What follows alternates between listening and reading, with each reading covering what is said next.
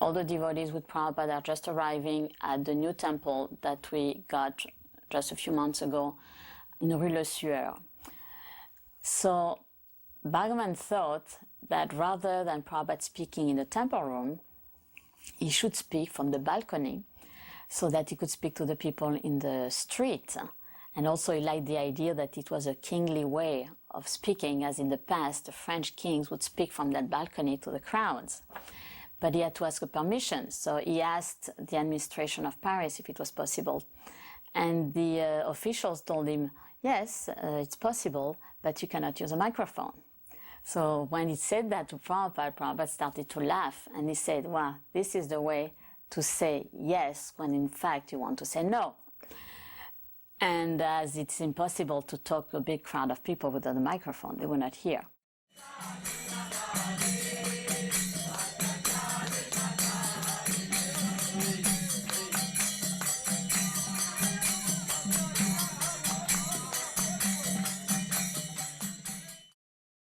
In the London temple, the deities were carved by Shamsundar, and here also the Jagannath deities have been carved by the devotees themselves. So it was a French devotee who was a sculptor, who was called Dayamrigya, who carved them, and then I painted them. And there is two particularities on Subhadra here. That first, she's smaller. She should be a little bit bigger. And the reason is that when Dayamrigya wanted to carve her, he forgot that he needed to have the little top knot on her head. And then when he realized he had to do that, then he had to make her shorter in order to be able to carve the top knot on her head. So that's why she's kind of smaller. She also has different eyes than most of the Jagannath deities. And the reason was that I painted them according to a picture that I got from India, but I didn't like the look of the eyes of Subhadra, so I just changed the eyes and I made them lotus-shaped eyes, which no Subhadra deity ever had in any deities from India. But everybody found it very, very beautiful, and Prabhupada found them very beautiful, though very unusual eyes for Subhadra. Later during that visit to London, before Bhagavan and I went on to Paris, Srila Prabhupada called us into his room and to give us some more instructions and inspiration. And I was very much hoping at that time to receive a personal instruction from Srila Prabhupada. Prabhupada gave many general instructions, but of course a disciple always hankers to have some personal interrelationship with his spiritual master and receive some special instructions. So I was a little shy to ask, but at one point I spoke up and I said, Srila Prabhupada, could you give me some instruction? So Srila Prabhupada leaned over the desk at that time and looked at me in my eyes. He said, preach boldly and have faith in the holy names. I've always tried to follow that instruction of Srila Prabhupada as a guideline for the rest of my life. I was so nervous at the time, I don't remember how I felt. I just felt blessed that Prabhupada would see me, notice me, and give some instruction that I could build the rest of my devotional career upon. And then Prabhupada, to further encourage both of us, he reached over into his drawer and he gave me one of his dhotis, and he gave Bhagavan Das one of his undershirts. And he just smiled, and then after a little more conversation, we left for our... As often as possible for Srila Prabhupada to meet with intellectuals and thought leaders of the day. So he met with college professors, and he met with Cardinal Danielu, and he met with leaders from the World Health Organization. He met with leading Sanskritists. An ambassador to France arrived. It so happens that the French government did not send a proper welcome party for the ambassador. And one of the ladies that was supposed to do something ad hoc for the French government saw devotees. And she thought very quickly, well, you know, we didn't prepare anything, but they look like they're prepared. So she came up and begged the devotees if they would help out, receive the ambassador. And the devotees said yes. Because we already had garlands, we were dressed, we were doing kirtan. So a group of devotees accompanied a few French officials that came and welcomed the Indian ambassador to France and garlanded him and said Hare Krishna. And the French officials that were there, especially one lady, so appreciated that the devotees came at the last minute and really gave a welcome, by which the ambassador felt very pleased and honored that she offered to help us out. And the devotees very astutely said, well, our spiritual master has just come. Is there any way you could honor him? And she said, I will do what I can. And she arranged that Prabhupada be honored officially by the city of Paris and by one of the French city officials. So when we received that letter saying that Prabhupada could be greeted officially at the Paris City Hall, the letter was saying how it would be the vice president of the Paris City Council that would be receiving Prabhupada, which is an equivalent of what a mayor will be in America. So that was very, very important personality. In this greeting speech, he was explaining how Paris had always been conscious of the spiritual values. So Paris was very happy to receive someone who is an ambassador of Indian spirituality. And then because Yogeshwar in his letter that explained a little bit of who Prabhupada was, so Mr. Aswad, the mayor, gave some praises of Prabhupada's achievement, saying how it was wonderful that at this age of 70 years old he came to France and started this spiritual movement. So a lot of very, very nice words of appreciation of Prabhupada.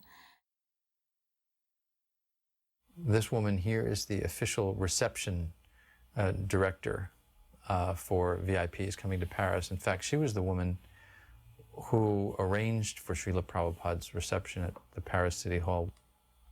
And the protocol was made very clear to us that when we go into the reception room, everyone should stand and the mayor will give his opening remarks and then Srila Prabhupada can reply. The way it worked out was somewhat different. The mayor waited and Prabhupada sat. And the mayor started getting nervous and Prabhupada sat. And then everyone was looking at Srila Prabhupada. And I leaned over and said, Srila Prabhupada, they're waiting for you to stand. Srila Prabhupada looked at me and said, I'm supposed to stand for who? And refused to stand. So the mayor started his remarks and gave his greeting to Srila Prabhupada, seated, probably the first time in the history of the country that anyone had been received in City Hall without standing up.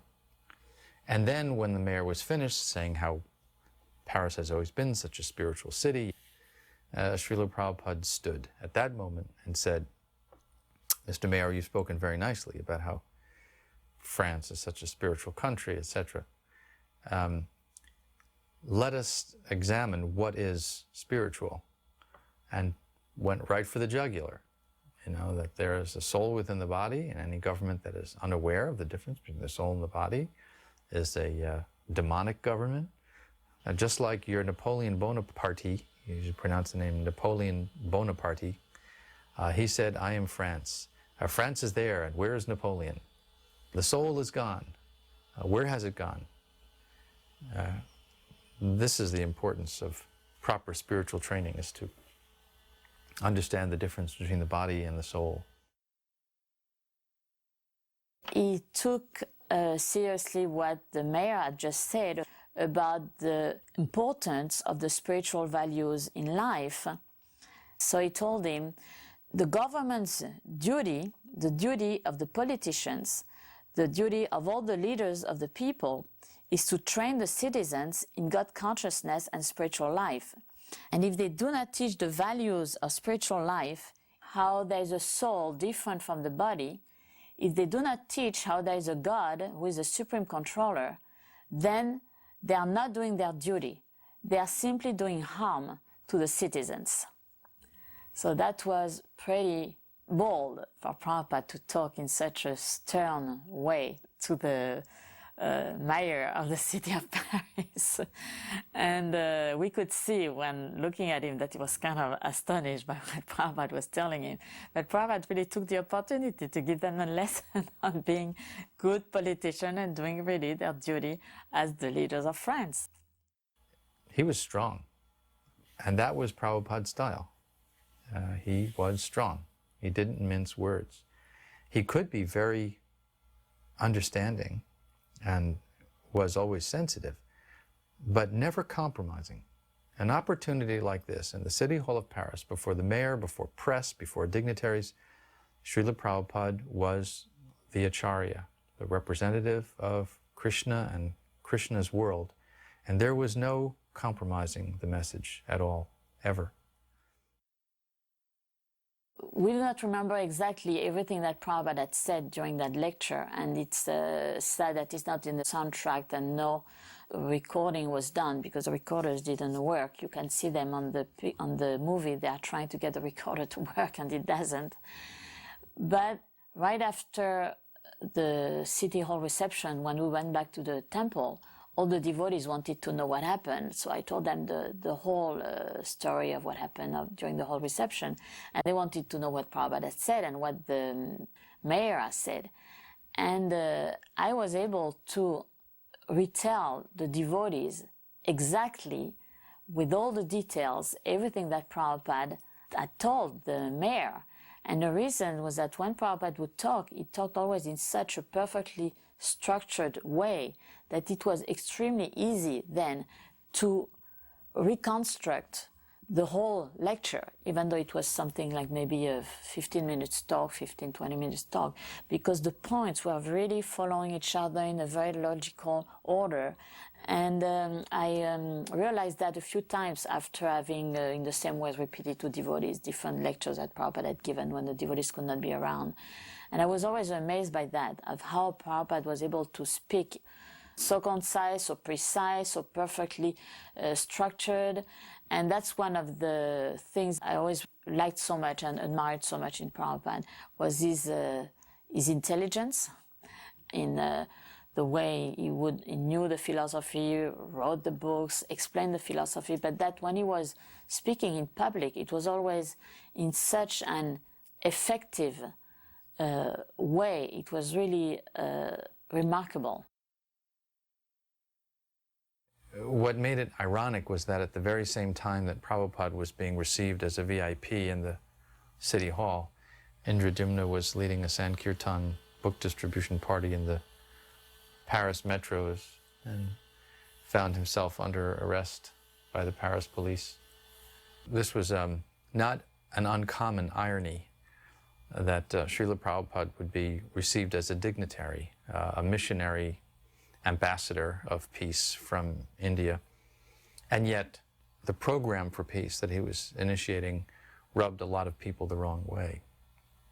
So they didn't dare not receive him because they recognized that as someone with a large following who was very respected by Indian culture, they had to receive him. But yet at the same time, they would do whatever they could to suppress the Sankirtan activities. A few reporters were there. There was articles. At that time, there was a lot of reviews, different magazines, but very, intellectual magazines that were writing articles about us. And most of the time, this magazine, that was very nice what they were saying about us. But the general, daily newspapers, they were also very often writing articles on us. And sometimes it was very nice, but sometimes it was making fun of us because we were so strange and they could not take it seriously. All these people in these yellow and white robes dancing in the streets with the little sika. It was so strange to them. And they would call them the fous de Dieu, which means people were mad for God because they would see us chanting, our arm raised and so ecstatic and so happy and smiling. So for them, we were the fou de Dieu, people completely mad after God. Even though they were sometimes making fun of us, it was nice and kind. So it was not bad. It was not like much later on when we had these anti-cult groups. Then that was very, very bad and nasty, but not at that period. So right after the official greeting, then we went with everybody at the room where we had prepared all the prasadam. We had a buffet with all kind of very wonderful vegetarian dishes, and everybody took very, very happily. It was very nice. When Prabhupada saw this magnificent historical building, he was so astonished to see that he said, I didn't know that this kind of building still existed.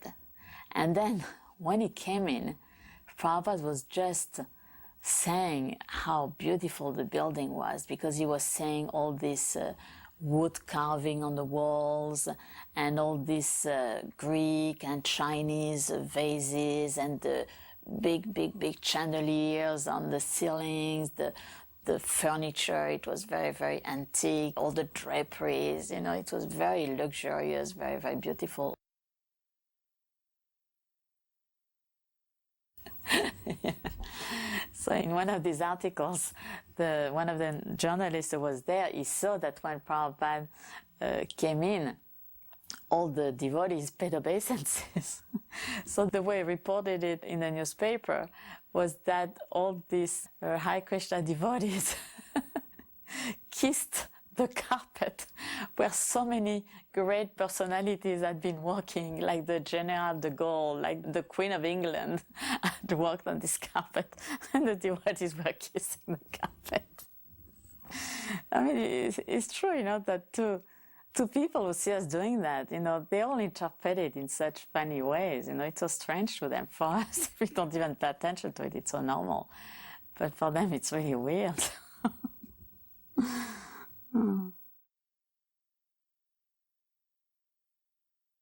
The brilliance and genius of Srila Prabhupada's mission was that he started off in such a humble way and always made himself accessible to people on all levels, so that moments like this in official government receptions or other elegant environments in no way should be interpreted as an aloofness or a sense of elitism on his part.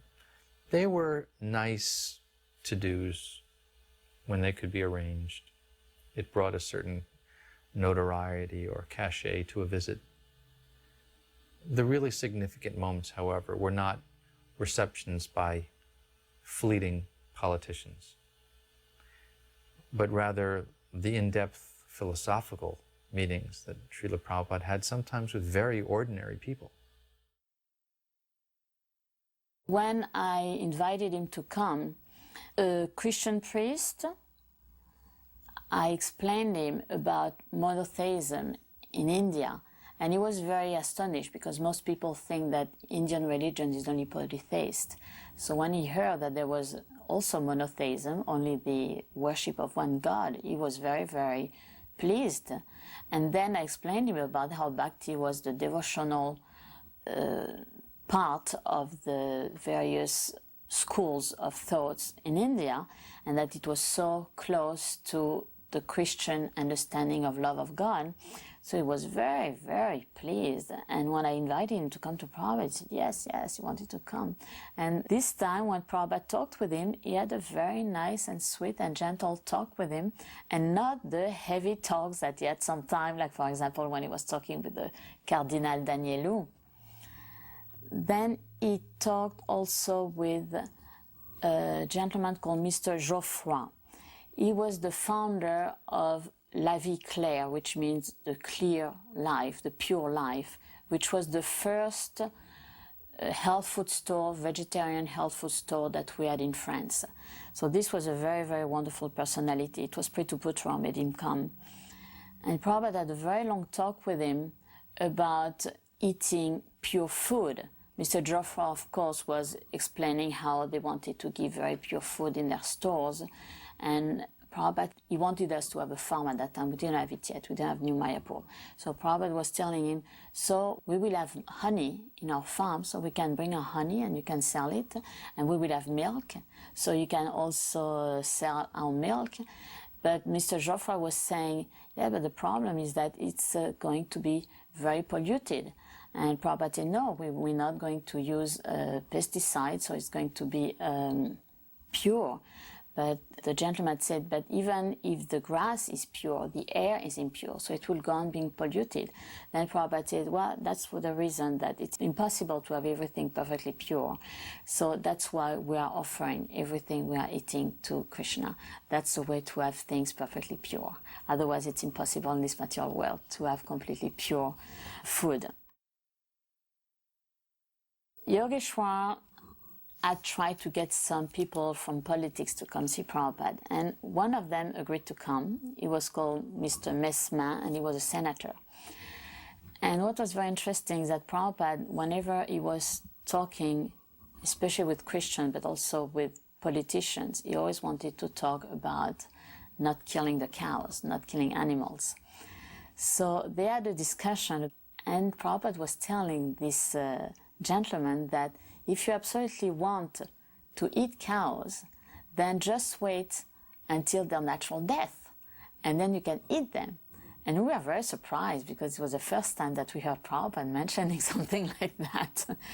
But he said, Prabhupada said, in that way you will always have meat to eat because there will always be cows dying and you don't have to kill them. So that was very surprising also to the gentleman, who certainly didn't put it in practice. But it was an interesting point that Prabhupada could consider, okay, if you absolutely want to eat meat, then do, but at least wait until their natural death. I remember going on a morning walk around the Bois de Boulogne, in which there are some lakes, and I remember asking Prabhupada a question. I asked several questions, but one specific question was, Srila Prabhupada, what does it mean to be humble? And his answer was really incredible. He said, humility means that you're convinced beyond any doubt that there is nothing in this world, absolutely nothing in this world, not your money, not your family, not your fame, not your gun, not your education, nothing that will save you except the mercy of Krishna. He said, when you're convinced like this, then you're humble. And that explanation really impressed me. In other words, he was saying, when you depend completely on Krishna and no longer rely on any material thing or formula as a backup, you have no longer any backup, just the mercy of Krishna, then you'll actually be humble. So that was a wonderful explanation that he gave. And that stayed with me all these years, because that is actually the foundation of humility in Krishna consciousness. And obviously Prabhupada was an example of that.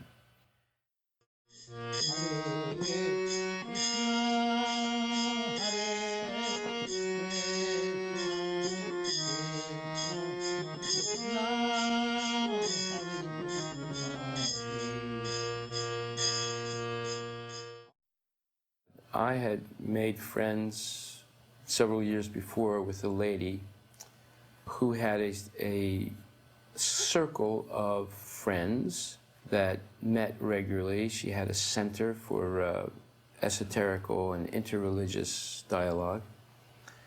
I had spoken at her center several times, so she and I had become very good friends. And it turns out that she was a personal friend of Cardinal Danielou, the chief cardinal of the Catholic Church of all of France. At that time, she was actually dying. And I went to see her, and I begged her if she would do a favor for me.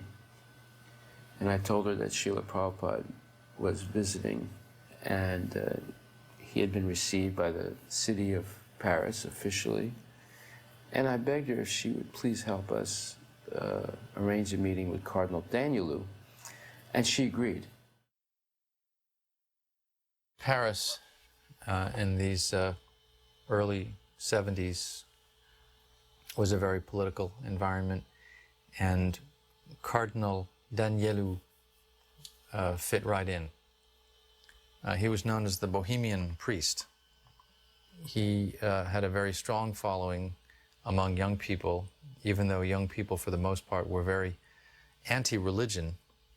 If anyone had an ability to circulate among them, it was Danielou.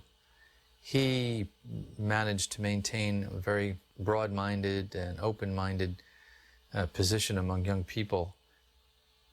Danielou, in his own way, was making a contribution, I think, reaching out to young people who were completely atheist and attempting to bring some sense of the value of a God-focused life into their purview. Still, because it was a ritualistic Catholicism, he didn't appreciate, for example, the philosophy of the soul present in all life forms.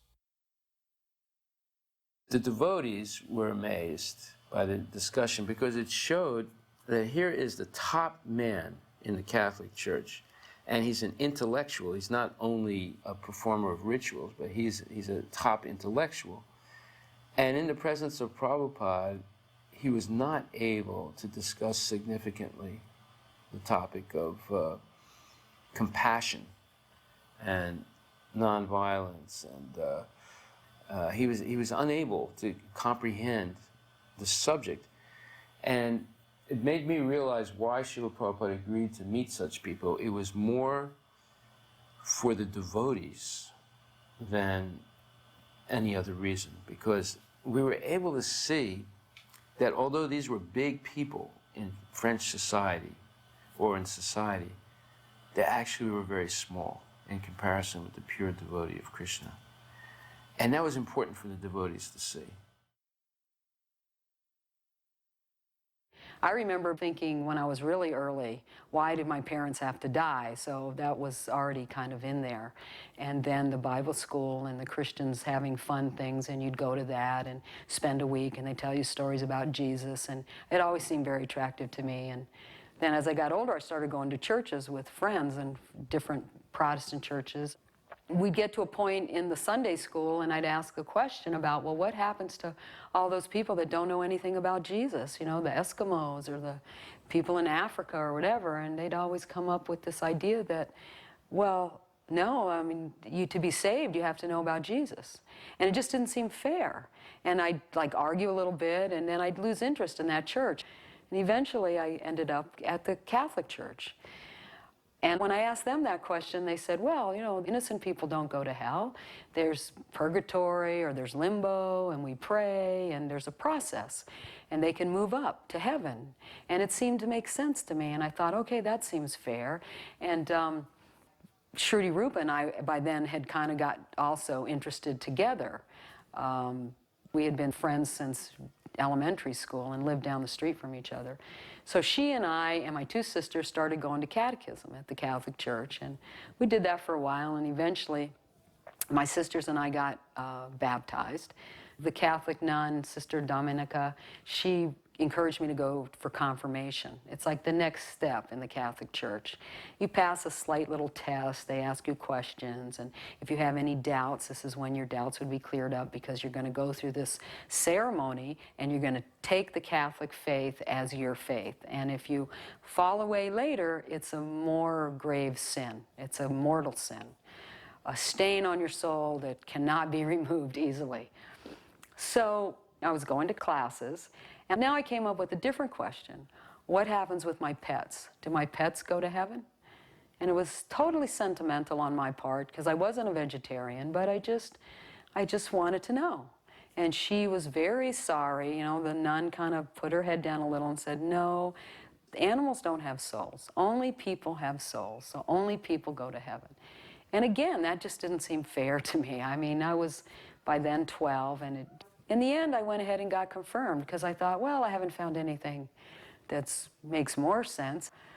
And then life goes on, and adolescence comes in, and you get distracted, and you're a teenager, and so many things happen. And interestingly enough, Shruti and I remained good friends, and we would get into kind of other things together. You know, we'd talk about Siddhartha or just Eastern stuff in general. Not real deep, but just it was the hippie kind of thing to do. It was kind of cool. And at some point in all of that, I had made a type of commitment that if I hear the truth, I'll accept it. And around soon after that, I happened to see a TV show with the Hare Krishnas on it. It was a news thing, quick, from out of Miami, and that would have been local for Key West. But the thing that I remembered was the 4 regulative principles. And so I heard that, and I immediately kind of made a decision. I don't know if I want to find out too much more about this, because it might actually be the truth. And I just didn't really want to risk, you know, the 4 regulative principles seemed a little severe to me. And so I just didn't really want to know. And I kind of even almost made an effort to avoid the devotees. Once I saw devotees across the street, and I went to the other side of the street. And then, you know, a little time passes, and Shruti and I decided to take a trip to Europe. We were going to meet friends in Germany that were in the army and travel with them a little bit. And just before we left, somebody at the airport gave us the teachings of Lord Chaitanya and a BTG. And so we traveled. We, you know, really immediately realized after some difficulty and some ups and downs with our friends that we didn't really have too much in common with them. And we just traveled on our own a little bit. And then we just decided, why are we traveling all around? What are we looking for? We should just go back to our home and try and just be stable people. And so she gets the idea. She has this BTG. She says, why don't we go to the temple? And it was kind of a difficult trip to get to Paris. We had trouble with being vegetarians. So we got to Paris, and we got off at a train stop. And there were 2 quite large men that were selling there. And Shruti immediately went up to them and asked them directions to how to get to this address. And they kind of gave us instruction, and we started heading in that direction. And we realized that it didn't seem quite right. So we stopped and asked in a hotel. And that man told us we were going in a completely wrong direction. So we left the hotel, and we turned, and we started heading the way he told us to go. And then we realized that these fellows were following us. It could have been coincidental, but then when we changed directions, then they also still were following us. It was just a scary scene. We were kind of starting to walk faster and faster. They were walking faster and faster. We were hoping that at the end of this street, there was going to be the door with the number on it. So we see the 4 on the door. I think we start pounding on the door, and that's when the door swings open, and light just comes pouring out, and incense comes billowing out, and music comes out, the chanting comes out, and Indradumna, dressed in white, looking very angelic, says, yes, you know, can I help you with something? And we just said, we need help, we need to come in. And he said, sure, and he just lets us in, and he closes the door, and it was like, he closed out all this scary stuff on the other side, and everybody like looked up and smiled at us. And so he took us upstairs, and you know, he said, these girls just arrived. And Bhagavan was very friendly. You know, he came out and he said, oh, hello. And we talked for a little while, and we ended up staying up all night and working and being helpful. You know, we took showers and had something to eat. And then the next day was the Ratha-yatrу festival, so we went to the park, and there was a feast and a class and a nice kirtan. And I remember sitting there listening to that class. It was really sweet, and the philosophy was so clear. And I could just feel the tears coming out of the sides of my eyes, because I was thinking, this appears to be the truth. You know, I looked at Shruti, and she looked at me, and she just said, this is amazing. And, you know, I was agreeing. We were just like stunned. what did we stumble into? And Bhagavan walked around after that, and he asked us how we were doing, and we said, oh, okay. And he said, well, you know, our spiritual master's coming in a few weeks. Why don't you girls think about staying for a couple weeks, and then you could meet him? And he said, you know, you could help. We're trying to get ready. We need some sewing. We need some cleaning. We need painting. And we've got the new temple. And when we didn't look like we were jumping at the opportunity, he said, and you could always go sightseeing. You know, it's in Paris. You could go to the museums and stuff and then just do a little work during the day. And, you know, of course, we never went to any museums. We stayed, and pretty soon we were fully engaged doing things around the temple, all the usual things that have to be done. And I was sewing a lot. That's what I had done before I was a devotee. I was a seamstress. So I was sewing every day. And I did a lot of the sewing in Prabhupada's room, his asan, the curtains, and things like that. And I remember distinctly every day going in and praying, because I was kind of confused. I mean, these seemed like really nice people. And that's how I would pray. I just said, you know, these seem like really nice people, and they say this man who's coming is your servant. And I don't know if that's true or not. But in case he is, I would like to be a little bit helpful. And I would like to know if he is. So that was kind of the mood. And that went on for a few weeks. And then Srila Prabhupada did come. And you know, it's a flurry of excitement because he didn't come to France very often. So the devotees were really getting ready with programs and people to come see him, and you know, dignitaries and educated people, and everybody was real excited. When Prabhupada came in, I remember him sitting on the Vyasasan talking, but I can't really remember what he was saying. I don't really remember really connecting with him. I mean, he seemed nice enough, but I was more kind of involved in the activity. There was always something to be done, and you know, somebody directing you, take this here, take that there. And so everybody was very gracious, and I particularly remember that Yogeshwar was very gracious. He was always trying to include, and I was still kind of bewildered. And Yogeshwar was really excited about Prabhupada speaking to this cardinal, and he was playing it for us. And you know, I was interested, and so he starts the tape, and Prabhupada's speaking with Cardinal Danielou, and we're listening, and you know, there's translation, and you're getting the gist of it, and it seems like two elderly gentlemen that seem to be equally dignified, exchanging ideas about spiritual life. And it's kind of vague, but I got the gist of that, and it flows. And all of a sudden, out of the blue, Prabhupada says, what about the animals? And even today, I mean, without a doubt, even today, I get like chills when I think of that, because I went, what? And Prabhupada says, what about the animals? And he goes into a whole thing about the animals, and the cardinal says the same thing that the bishop had said to me years before. Well, the animals don't have a soul, and he makes all these justifications. You need the meat to eat, and people, it's more important to feed people. And Prabhupada answers one question after another, and the cardinal like persists. It seems to be almost I won't say a battle, but you know, Prabhupada's he won't let him off the hook.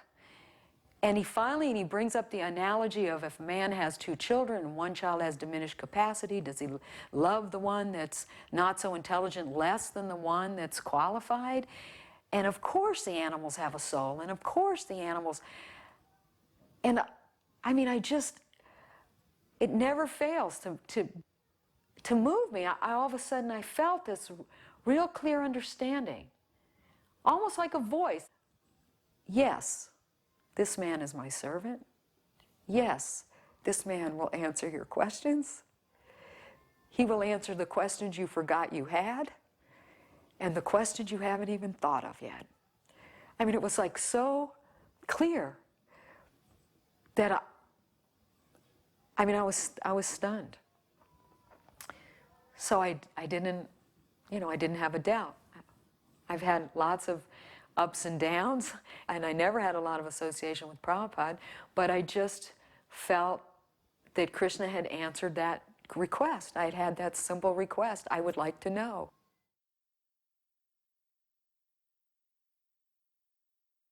In the previous year, Srila Prabhupada had come. We had organized a big festival for him. And he had wanted us to install deities. We had a very small temple at that time.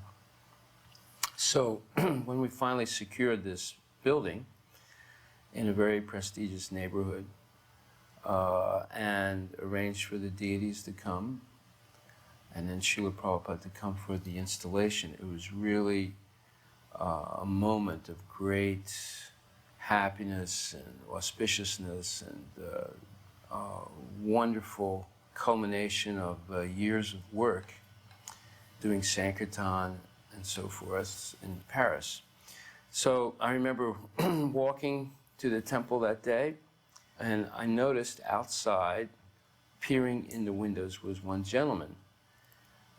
This was a gentleman that had been following our movement for years. When we were in a small apartment, he would come and ask us questions, and he was a Christian. And he would always try and discourage us by telling us, you know, your movement has no hope, the French people won't accept it at all. So very clearly, he was peering in the window, trying to see what was happening. And there was a large crowd mulling around outside and inside. And I said, "Oh, you're here." And he was surprised when I said that. And, you know, I caught him looking in the window. And he said, "Oh, how are you?" I said, "Well, I'm fine. What are you doing here?" He said, "I just came to see what you're doing." I said, "Well, what do you think now?" And now, you know, Prabhupada is present, large numbers of devotees in a temple in the prestigious area of Paris. And he was livid.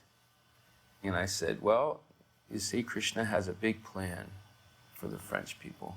And now you're seeing it unfold. And it's thanks to you also, because you were always encouraging us." And he almost choked when I said that. I said, "Yes, you were also encouraging, because you kept coming and telling us there's no hope. And every time you said that, that gave us more hope to do something for our spiritual master." So I just left it that. So it was really wonderful walking into the temple and seeing all the fantastic preparations. And I remember, you know, just the sheer ecstasy of chanting Hare Krishna during the whole installation ceremony. All the devotees were very enthusiastic, inspired, and in a great state of bliss with the presence of Prabhupada and the installation of Shri Radha Paraseshwara. And the deities were so beautiful. It was like electrifying just seeing them. They were just brilliantly shining and glowing. And every one of the devotees was also glowing. I'm just remembering back to 1972 in Amsterdam, and Srila Prabhupada was installing Lord Jagannath, Baladev, and Subhadra. And most devotees know the situation that was occurring at that time. There were a lot of faux pas as far as the fire yagya went. And I was watching Srila Prabhupada install the deities, and I was seeing Prabhupada's concern that the deities be taken care of nicely, that everything be first class for the deities, and unfortunately it wasn't, and Prabhupada became very angry. And I was watching this. There were reporters there were guests, there were devotees. Prabhupada was not even concerned with what they thought. He was concerned that the deities actually be taken care of properly and that everything be first class. And so that incident, along with what happened in Paris, the next year was 1973 when Radha Paraseshwara were installed. I was also there, and everything was first class. The fire yagya was very nicely set up. It was very opulent. Prabhupada was very pleased with that. And just his care and concern for the deities. These two incidents in the beginning of my Krishna consciousness were the foundation for my own deity worship. I mean, I've been engaged in deity worship for over 30 years. And to see Srila Prabhupada personally present, serving the deities, impressed upon me so much how we must always take care of the deities under any circumstance. And I think this is something that I can never forget. When we received the deities from India, we noticed that it needed a little bit of retouching of the painting. And when I was painting Radharani, I noticed that she had a little spot, brown spot on the white marble. So I wanted to cover that little spot. So I painted over the little brown spot on her cheek. And you see here that Prabhupada is rubbing Radharani's cheek. And the reason is what happened is that when he saw her, she was completely white. And then when Bhagavan poured on her the different oils, the oil made the pain go away. So suddenly he saw the little brown spot appearing. And that's why he is rubbing Radharani's cheek in order to see what's going on. So of course later on, after the deities were installed, I went back to repainting that little part on her cheek and it became white again. Then Prabhupada mentioned two things about Radharani. One was that when we dressed them, we didn't have yet very, very wonderful, nice clothes. We had some very simple clothes that we got from India. And the skirts were falling very flat around Krishna's body and Radharani's body. So Prabhupada told us that the skirts had to be very wide, looking very pretty and very wide. So he said, you should put some sticks underneath to have the skirts open very wide around them. And then he said another thing, which was very surprising to us. He said that Radharani has come to France as the most beautiful French girl, because in the whole world, the girls with the most beautiful faces are the French girls. During one of the temple kirtans, I had put down my movie camera and picked up a still camera to take pictures.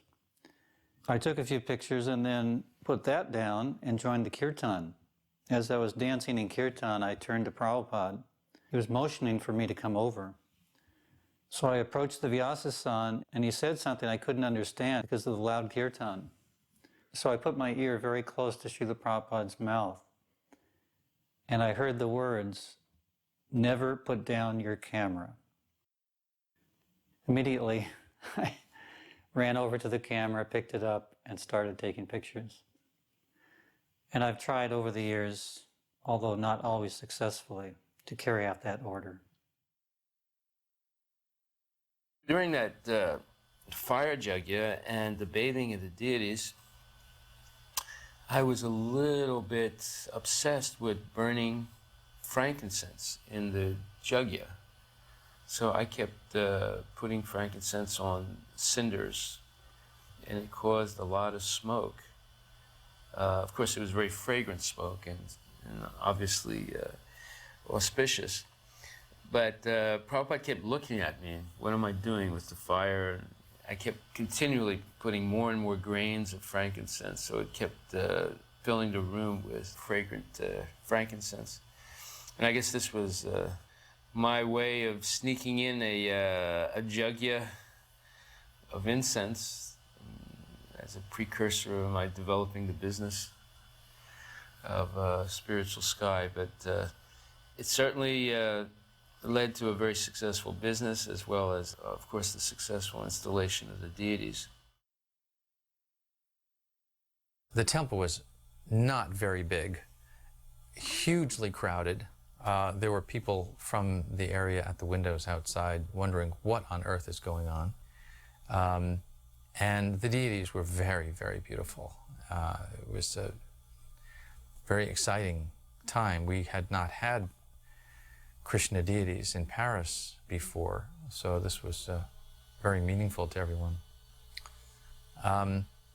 While the deities were being dressed, that is to say, after the bathing ceremony, and while the deities were being prepared for the first unveiling, Srila Prabhupada went out for a walk. When we came back from that walk, the curtains opened, and Srila Prabhupada stood looking at the deities for a long, long time. Kirtan was going on. Then he turned and walked down the marble temple room to his Vyasa-san, and we all noticed that there were tears streaming down his face.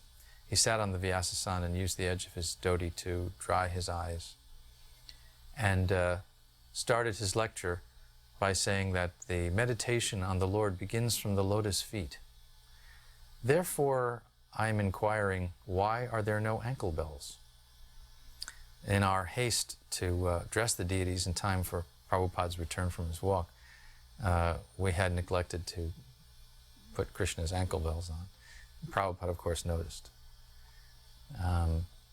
But it was a very touching moment, because God must be real. I mean, look at how much love this person has for him. It was very obvious to everyone there that we have not been led into some kind of cultish practice or something. Here's Prabhupada, there's Krishna. Here's Prabhupada weeping out of love of seeing the Lord of his life. This is real. I was upstairs with Himavati, and we were gluing together the peacock fan for the artik that Prabhupada was going to do. So we were finishing up the peacock fan. And I remember when it came time to offer the camphor, you know, usually we'd put a little ghee wick and sprinkle a little bit of camphor on it. Prabhupada he didn't want that. He sent it back up, and he wanted a big chunk. So he put a big chunk of camphor, and then he, you know, the big billowing camphor, you know, we'd never do that because it would make black and everything, you know. So we would be very conservative, put a few sprinkles. But he wanted a big piece.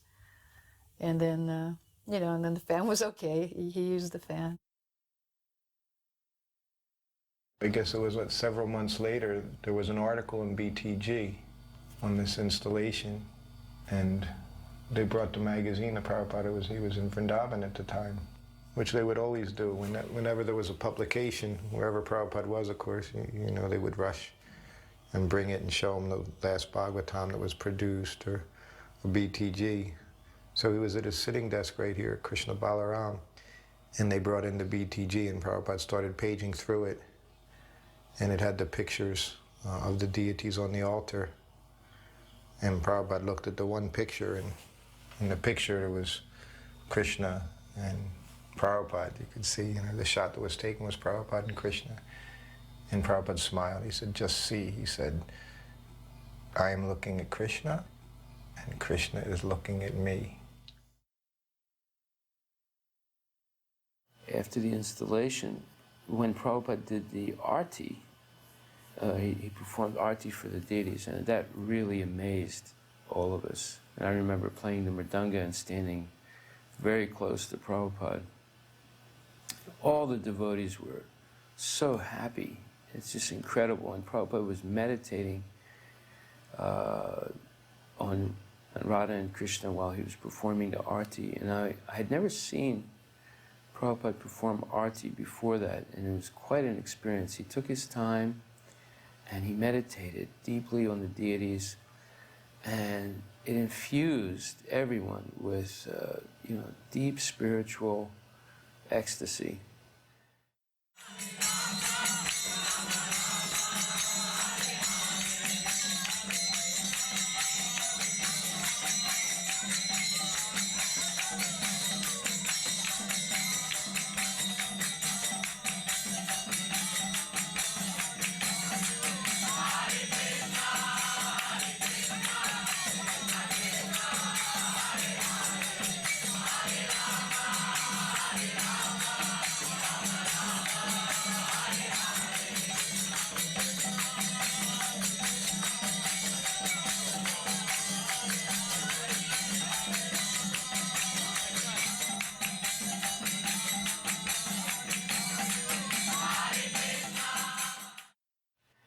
And then as he came to the end of the arti and he blew the conch shell, the devotees were all jumping up and down in ecstasy, and Prabhupada was clapping his hands. And he started slowly, he was just watching and clapping his hands, and then Prabhupada just started jumping up and down, and that just created, you know, waves of ecstatic dancing and joy in all the devotees. It just was an overwhelming experience. And I remember just banging on the mridanga. I had really a feeling that I was no longer part of the material world. But I was with my spiritual master and all the devotees in the spiritual world. I was allowed to come and see Srila Prabhupada for the first time. It was in the evening. Srila Prabhupada's room was dimly lit. I remember sitting near Srila Prabhupada, and he asked me a few questions. He asked me what my father did, and I replied that he'd been in the Foreign Service. He asked me if I would like to be initiated, and I replied yes, but I'd like to know more about it. I felt that I should do something in order to deserve being initiated, but I had no doubt in my mind that I wanted to be, and I wish I had said yes. That first meeting with Srila Prabhupada, it completely changed the course of my life. I knew right then that I'd never met anyone like Srila Prabhupada in this lifetime, and I would never meet anyone like Srila Prabhupada again. There was like this universal feeling that emanated from Srila Prabhupada. It was like he possessed the power of the universe. It was a very, very amazing feeling that you only feel in the presence of Krishna's pure devotee. I remember all the devotees offering dandavats, and that included the ladies. As soon as Prabhupada came in the room, in the hall, everyone just went down like sticks or dominoes. And that was very impressive to a newcomer. There's a couple of things that also impressed me. Hansadutta wanted me to go to Germany, and Bhagavan wanted me to stay in France because I spoke a little French. But a god sister reported back to me that Srila Prabhupada had replied that she can go wherever she wants, she is free. So looking back, I always appreciate that even though I was new, that freedom was always there, that choice was always there, and he made that clear. Another thing, there was some criticism going on between the devotees. Hari Vilasa's name came up in a negative way, and Srila Prabhupada immediately praised him and put him in a positive view, which again was always Prabhupada's. He always put us up rather than, he never put anyone down unless it was to correct them or point out a definite fault. I guess like many other disciples of Srila Prabhupada, we worried very much for how to please Srila Prabhupada the most. And we also were a little bit envious with all those other devotees who had the intimate relationship with Prabhupada, traveling with him to different places and doing confidential services, etc., etc. Well, I joined very far away from Srila Prabhupada. The first time I actually went to meet him, personal encounter, was in Paris. In that meeting, it was upon my mind the thought that maybe I should also leave my service and join his more closer company. And then, as I went into his room, I offered my business, and as I came up, Prabhupada looked at me very piercingly, and he only had one thing to say: the Vani is more important than the Vapu. And then he went into lengthy details to say that some devotees, they are very close physically to the spiritual master, but they don't understand what he really wants to be done, and they cannot catch that.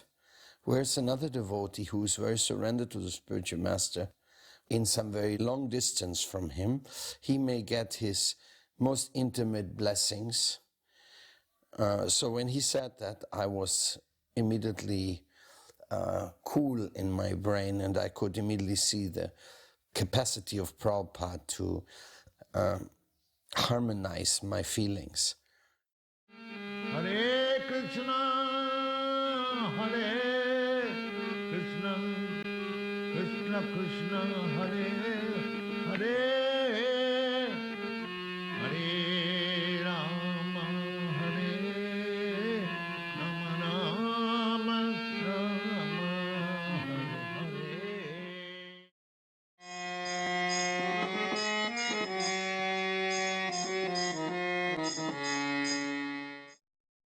Prabhupada stayed here for over a month, I think, or at least a few weeks he was here, and it was really beautiful time of year, which is not real common, that you can get several days in a row with sunshine.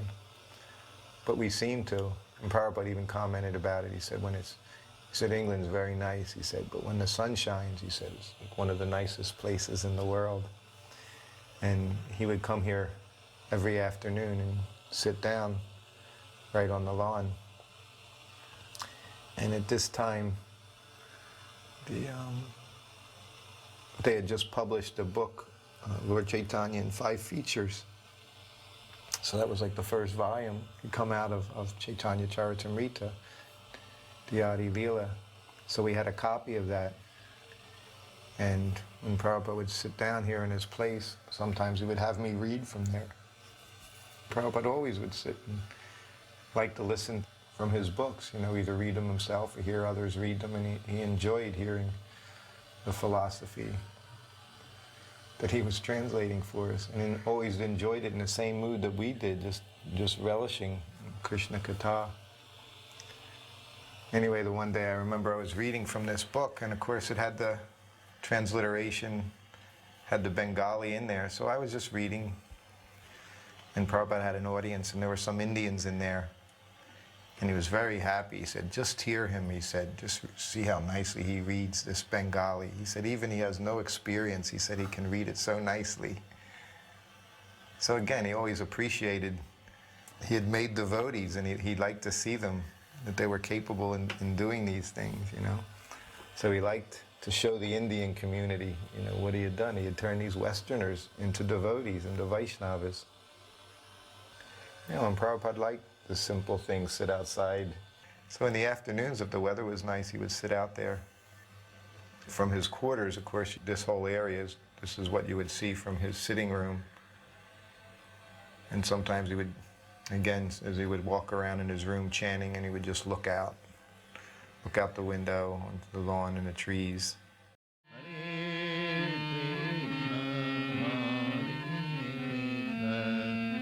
Krishna Krishna, Hare Hare. This is Swati's son, Srivajra Prabhupada, holding onto his hand, and Srivajra doesn't quite know. He wants them to let go. But every day, Srivajra got a lot of mercy. Every single day, he would come out there, and he would have a lot of interaction with Srila Prabhupada. It was very sweet. Someone had told me that Prabhupada liked very lightweight, very fragrant garlands. So some English flowers like stock and sweet peas, which are very, very fragrant, very pretty colors and very lightweight. So I would buy these from the flower market, and in the van on the way to the manor, I'd make the garland for Prabhupada. And I was there one day, and somehow or other Malati got hold of me, and I was helping her. And the garland didn't get to Prabhupada during class time. She said, well, bring it up now with the prasadam. So she took me up to Prabhupada's room, and I had the garland, and I was kind of holding it as if to, inviting someone to take it from me, to give it to Prabhupada. And Prabhupada looked at me, and he raised his head and indicated that I should come and give the garland. So I went forward. Needless to say, I was extremely nervous. I didn't want to touch Prabhupada. I didn't want to drop it on his head. I was petrified. But as I put the garland over his head, the top of his ear brushed the inside of my hand, and it was so soft. I can still feel it now when I think about it. And he was smiling like anything. It was so wonderful. And he said, thank you very much. And for some reason that day, I was there for a long time. Prabhupada was walking around outside in the afternoon, and he still had the garland on. And those flowers are very, very delicate. And that garland was still as fresh as the minute I had put it on him. And they said he'd been wearing it all day. I went on Sankirtan with Prabhupada. We were very close friends in those days.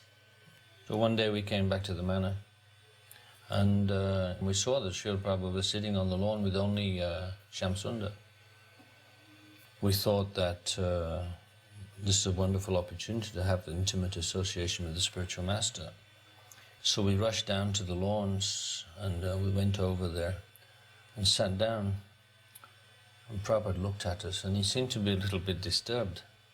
And he kept looking at us and talked a little bit to Shamsundar. Then he was looking again and he didn't look very happy. So then suddenly he turned to Shamsundar and said, "These men have no work, they have nothing to do." So I thought, oh my goodness. So I realized also at that time that just, there were a lot of people wanting to be seen with Prabhupada or to be with Prabhupada, but this was not very important. And during the course of my time there, I was taking his slippers and giving him his cane and every morning take him down to class and bring him back, but I never said anything except, Jai Srila Prabhupada. I didn't feel that I wanted to impose upon him. And the women were making so many nice preparations. Well, I didn't live there, so I had no place to prepare anything, but I thought I have to offer Prabhupada something, so I'm going to make some popcorn. But I'm not going to give it to Prabhupada myself. It's just like a cute thing that the kids can give Prabhupada. So I just made some popcorn, and I must have put it in a bowl, covered over, and I sent Vaishnav and Manjari.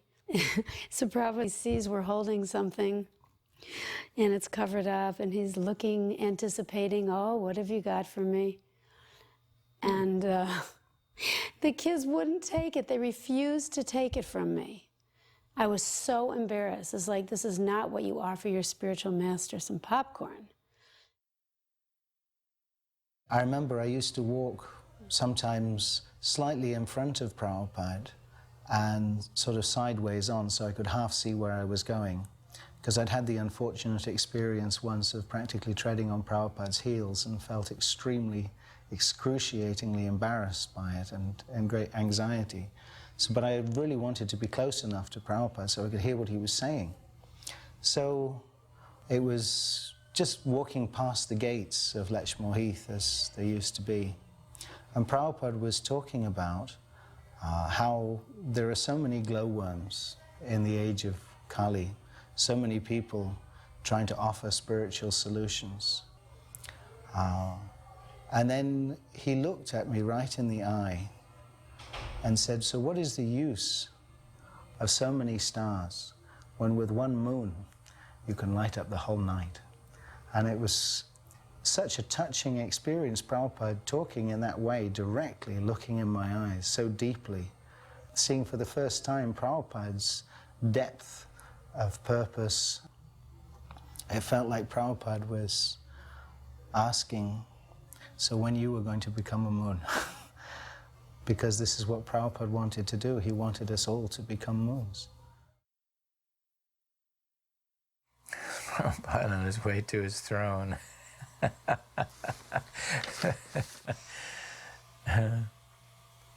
This is the first Vyasasana at Bhaktivedanta Manor. That was built after the Queen's throne in the House of Lords in Parliament.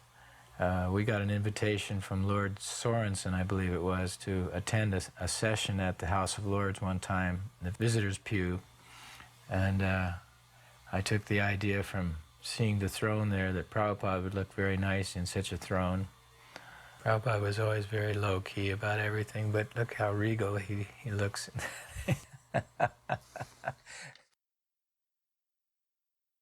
Then he went into the temple room, and they'd built a Vyasasana, incorporating the railings from the staircases. And it was very big. And Prabhupada looked at it and he asked, "Oh, who's this for? This is for Lord Shiva?" And about 6 o'clock in the morning, I was sitting on the Vyasasana, sideways on, painting these lotuses. Everyone had been up all night, and the temple room was a whole hive of activity. And I must have nodded off. And I opened my eyes, and I was sitting there with the paintbrush still in my hand, and the temple room was empty. And the door that Prabhupada used to walk through out onto his morning walk was open. And there was one devotee there. I said, "Has Srila Prabhupada been through already?" He said, "Yes." I said, "Did he see me here on the Vyasa-san?" He said, "Yes, of course." And what did he say? "Prabhupada saw you there sitting on the Vyasa-san with a paintbrush in your hand, sound asleep," and he laughed. Where we get people together is politics, and I thought, I better ask this question. And I said, "Prabhupada, sometimes I have a question, and it's too detailed for the scriptures, and the spiritual master isn't around. What should I do?" He said, "If you chant Hare Krishna very nicely," he said, "all the answers will come from within." There was this English fellow who came. He was in his 30s. I can't remember his name. And he was rather disturbed over the story of Junior Haridas, that he had committed suicide for seemingly such a small offense. Lord Chaitanya chastised him so heavily. So Prabhupada explained it this way. He said, Junior Haridas, he went back to Godhead. He said, just because the father chastises the son, it does not mean he does not let him back into the house. One day we were sitting in Srila Prabhupada's room, and all of a sudden George Harrison walked in with a group of Indian people.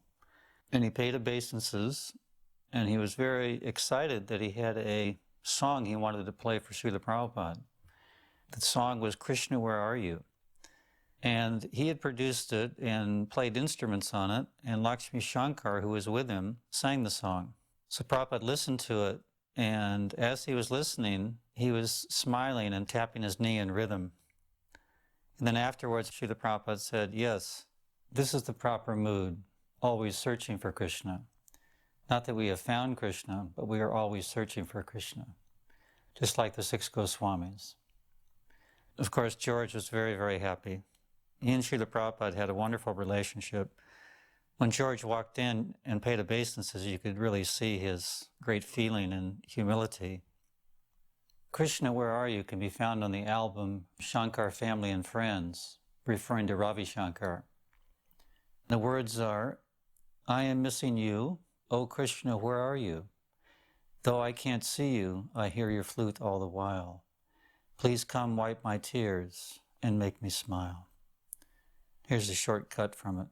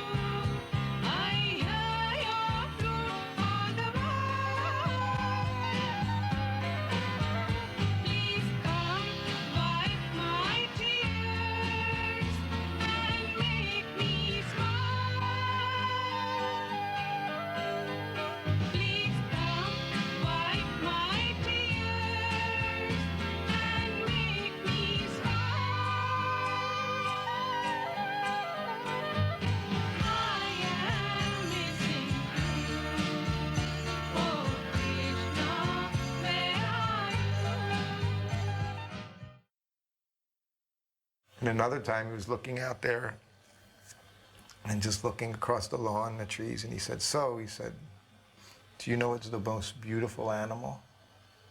And, you know, whenever Prabhupada would ask you a question like that, of course, you either wanted to know the right answer and say it, or you didn't want to say anything at all because you didn't want to say the wrong answer. So, of course, I was thinking different animals, and I thought, you know, you had to say a cow, you know. Krishna loves the cows, you know, he's Govinda. So finally, after a little bit, I said a cow, and Prabhupada just laughed, and he said, no, he said the horse. He said the horse is the most beautiful. He said its body and its muscle structure. And I said, oh, yes, Prabhupada. A lot of devotees don't know this, but actually Prabhupada did name the land New Gokula, and that's why he named the deities Radha Gokulananda. And he wanted the main activity there to be Goraksh, or cow protection. He wanted 150 cows kept on the property, and I said, but that's not very practical because of the 17 acres of land, there's only 6 acres which is pasture land. And I said, you need at least 1 acre per cow. And he said, so you buy another 150 acres of land. What is the difficulty? This is the most important duty, to look after the cows and explain the importance of cow protection. He said also we should purchase a double-decker bus and drive the bus into central London and fill the bus up with Western tourists, Western people, and bring them out to the manor so they can be educated in simple living and high thinking. He said besides showing them how the cow is protected, we should also be producing milk for sale and butter and yogurt and also ghee. He said if we make our own ghee, he said so many people want to purchase the ghee because there's nothing like homemade ghee. And he said that the other activities that devotees should be doing there is spinning and weaving and different handicrafts. This is what he wanted to happen there. Then I asked him about the Indian community. I said, should we cultivate the Indian community? And he said, they're already Krishna conscious. So we should concentrate on the British community. He said, they know nothing about Krishna. During this time, Shamsundar had a program where he was inviting different prominent persons to come see Prabhupada for darshan, and celebrities. It was during this time that Donovan came to see Prabhupada, and Schumacher, I think he wrote a book called Small is Beautiful. Lord Brockway. One reporter during a darshan asked Prabhupada if we worked. Prabhupada said, no, we don't work. Why should we work? We're the sons of the richest man. Then he said, you see this manor, right? What do you think it's worth? So the reporter said, £500,000 or more. He said, so do you think that if you worked your whole life, you would have enough money to buy it? And he said, no. He said, well, you see, we don't work, but we've got it. Someone gave it to us. So why should we work? We get everything we need. In 1971, Prabhupada had a pandal in Delhi, the first pandal. And these deities were used for the pandal, and then afterwards, they were just sitting. And then there was discussion that we would eventually get a new temple, because Bury Place was becoming too small. So then Prabhupada mentioned that these deities were available. So immediately Dhananjaya, called up India and started the action of, can we get these deities over here? So it was already set in motion, and then Srila Prabhupada said, well, where's the money? Because one man had volunteered to pay for the deities to be sent over, but he hadn't handed the money in hand. And Prabhupada said, no, he said, don't do anything until you get the cash in hand, because we had no extra money at all. But so when Dhananjaya called again to try to stop, wait until we get the money, the deities somehow, they had cleared them through customs. They were already on their way. So Prabhupada made the comment. He said, well, if Krishna wants to come, who can stop him? So then Radha Gokulananda arrived, and they set up in the Pujari room in Bury Place for about a year before they came out here. And we hadn't had the manor. We didn't even know where we were going to have a temple at that point. And then Bhaktivedanta Manor was found. And so Radha Gokulananda were always, destined to come to the new temple wherever it was going to be in England. They came with 7 outfits. It was meant to be installed on Janmashtami, and we did it on Janmashtami. And now he's offering. This is the first offering to the deities, and Prabhupada is personally offering the deities their bhoga. Prabhupada's very involved in the whole installation. He comes down into the temple room. They're about to offer him a garland. He doesn't accept the garland because there's none on the deities. And then he personally supervises the bathing of the deities. And he personally supervises the men that carry the deities and put them up. And then Malati dressed Krishna, I dressed Radharani. And then he came in, and was personally, he's hurrying us up, to dress the deities quickly. Prabhupada was, you do it in a certain amount of time. The deities, they were originally meant to have gone to Scotland, but I guess Krishna's desire was to stay at the manor because that's where they ended up. Anyway, I picked them up from the airport. We had this Russian vehicle at the time, and I remember driving this vehicle out to Heathrow Airport, to the cargo area. And there were the two boxes with the deities in them.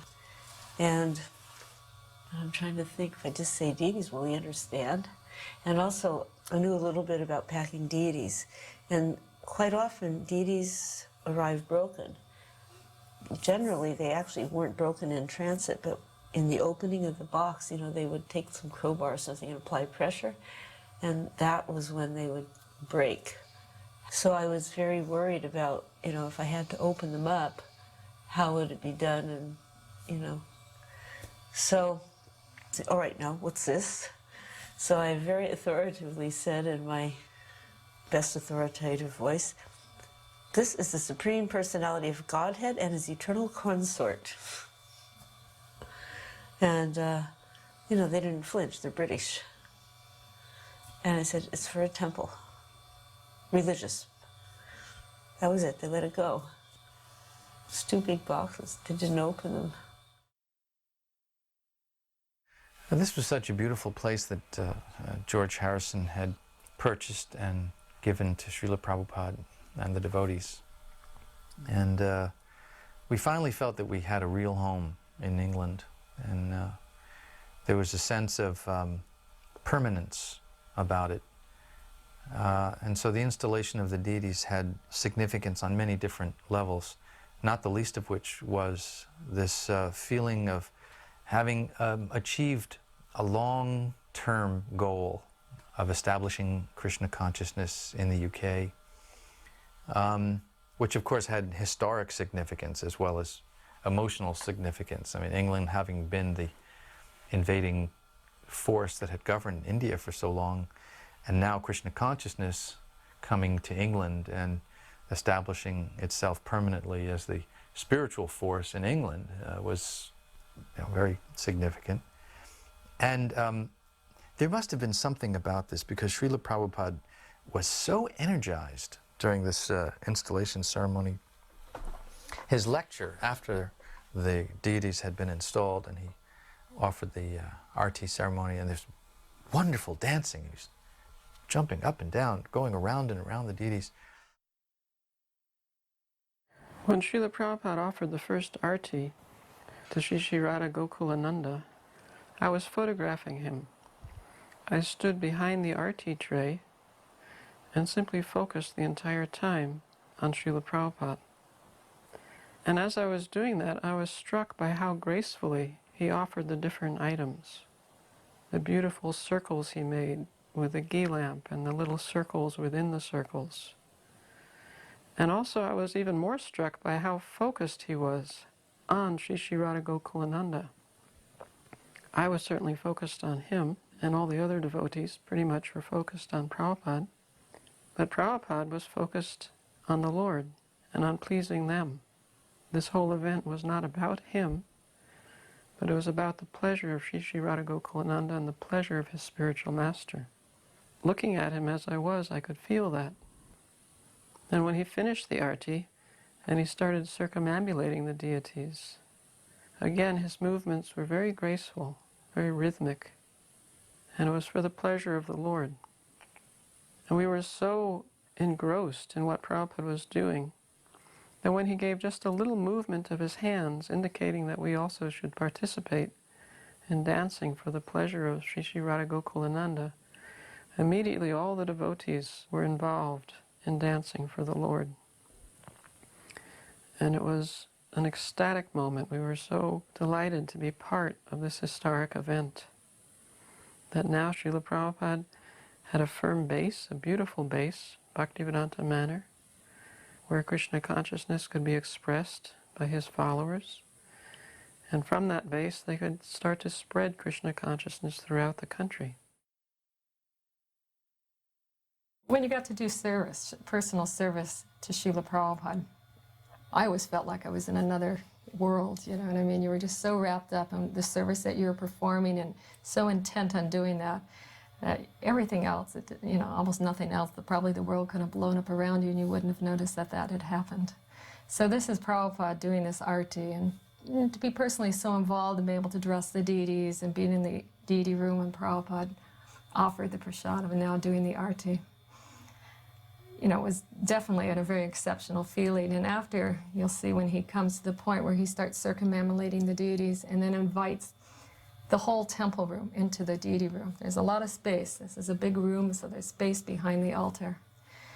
Very few occasions I felt just this amazing energy. Every time Prabhupada danced, or he raised up his hands for people to dance, there was this energy, and just the whole, you know, everyone felt it. You were just lifted off your feet by this ecstatic energy.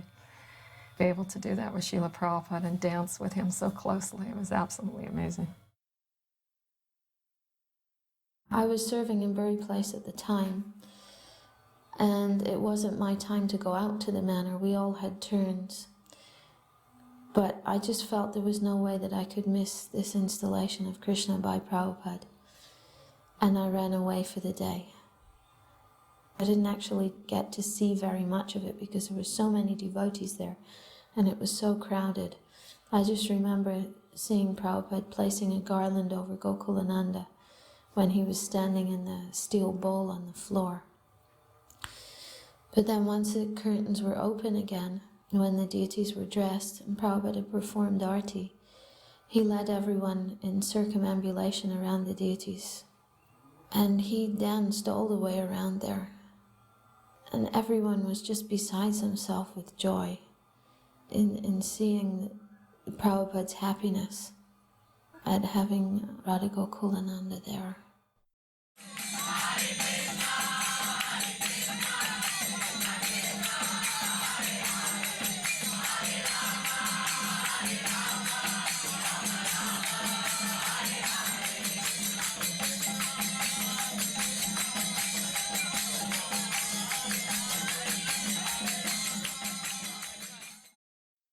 After the deities were installed, Prabhupada instructed me that, you know, Krishna has come, now you have to look after him. Still, there was no money at the manor. So myself and another devotee, Gangamai, became the personal collectors of Sri Radha Gokulananda. And we'd go out every afternoon until 11 o'clock at night and collect for them. You know where we went? We went to the pubs. We just had these cans and we just say, you know, because it was so raucous in the pubs, you couldn't really talk. We just collected for charity. Sometimes they'd say for the blue boy at the manor. So it's kind of a purification and atonement, and to remember why we were just, you know, doing what we were doing, we would wake up the deities every morning and perform Mangal Arti. And I remember one night, we got in really late and the temple was locked. It was actually locked on purpose because some people were objecting that we were getting this money and it was going directly to the deity fund. Prabhupada told us, he said there had to be a bank account for the deities and that money would only be used for their maintenance and care. So I knew that it really wasn't an accident. The doors were all locked. So Prabhupada saved us. There was one little window by the Vyasa side, small one, but we managed to squeeze through and get in. And it was a very full day because Sam Shinder had invited all these dignitaries. So there are all these people that came in the evening time for Janmashtami. His lecture was energized. He sat down on the Vyasasana and said, there is another world, a spiritual world, beyond this world. And then went on to describe in the most vivid, visceral terms, the universe where Krishna lives, where souls dwell eternally in loving service to God. It was breathtaking. He just transported us out of the material world in a sentence. There is another world. And we were there. He could do that with a sentence because he was speaking from realization. We were always trying to keep Prabhupada with us as long as possible. We were gluttonous for Prabhupada. Very selfish. So very early on we hit on the idea that if we keep Prabhupada busy talking to famous or influential people, that he'll stay and stay and stay. So we made a long schedule of visits. We scheduled philosophers and clergymen, and wherever Prabhupada could get an interesting dialogue with people who we knew would engage Prabhupada's intelligence, where he would really unleash the philosophy of Krishna consciousness. For Arnold Toynbee, we had to go to his home in London for that. I mean, you name it. People from all walks of life would come and engage in a conversation with Prabhupada that would be remarkable. And Prabhupada would talk about it the rest of the day and into the night and bring it up in his lectures the next day, what was discussed at that meeting. And this kept him occupied and kept him very happy there in London. We knew that Srila Prabhupada had some program in London, so he'd driven from the manor, which is about an hour or something. I rushed to the door and Srila Prabhupada's car was just pulling in. I thought, oh my goodness, there's nobody here, just me. I ran out to the street and Srila Prabhupada came from his car and he didn't even wait for the other devotees. He just very merrily started walking towards the temple. So on the footpath itself, I paid my obeisances and I stood up. And I said, Jai Srila Prabhupada. And he said, Jai. And when he said Jai, I got the picture of Bhaktisiddhanta in my head. That when I said Prabhupada, he was thinking Prabhupada Bhaktisiddhanta. And I thought, wow. And the humility, I already saw that Srila Prabhupada's humility, especially on his arrival at the manor the very first time, and even from his pictures when I was a Kami, that's the thing that I recognized about him, this supreme humility of a pure devotee. But then when I chanted Jai Prabhupada and he said Jai, then I knew that he wasn't thinking himself as Prabhupada. He was thinking, this is Bhaktisiddhanta. I firmly believe that he took only the title of Prabhupada just to glorify his own spiritual master. This is such a beautiful scene. Srila Prabhupada taking his Vyasa Puja feast in his room. And somehow or other, I was alone with him.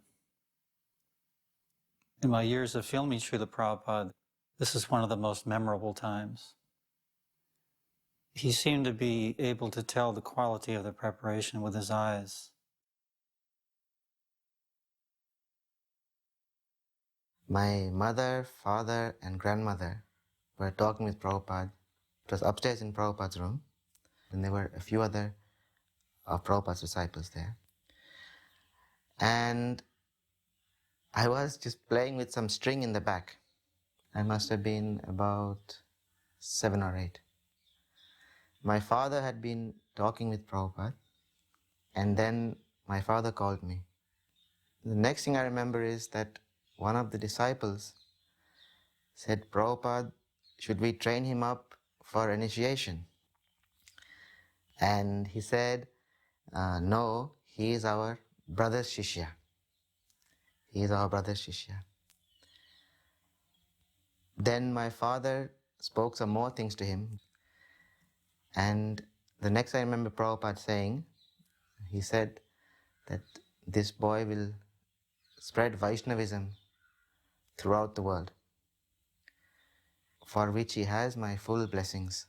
He was sitting cross-legged and he actually put his foot flush on my head. I just felt really happy that Prabhupada had put his foot on my head. I didn't think much beyond that. So after Prabhupada left, I wanted to have the initiation into ISKCON, which my father was very much against.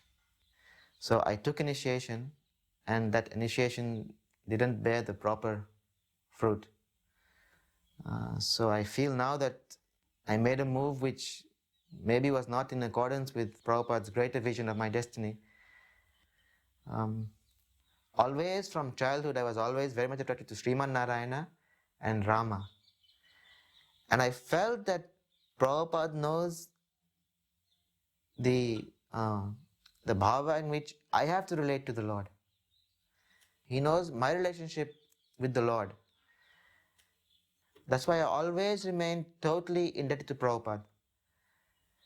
I didn't understand anything what he meant about he is our brother's disciple or anything like that. It was only later, decades later, that thinking back, I realized that by his brother he meant Ramanujacharya, and he knew that I am only to take initiation in that line. There was an incident in Prabhupada's darshan room, and it was packed out with guests and devotees. And at the time I had a young stepson whose name was Premananda, and he would have been about 5 years old at the time.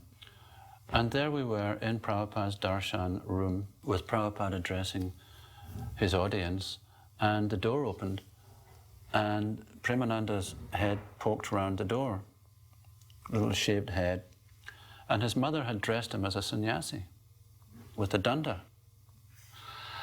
And Prabhupada's eyes opened up wide, and he stopped what he was saying, and his focus totally went onto this little boy standing at the door with his danda, and he went, "Ah, Maharaj, come."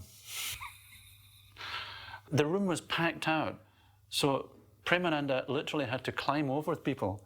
You know, it was like an ocean of waves, you know, and he just climbed literally over all these people and sat before Prabhupada's table.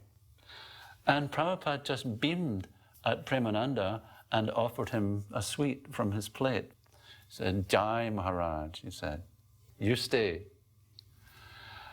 And of course Premananda sat there, and it was an incredible sight to see. Now the interesting part came the next morning, and Prabhupada was out for his morning walk. And Premananda was downstairs, which is now in the prasadam room downstairs, big room.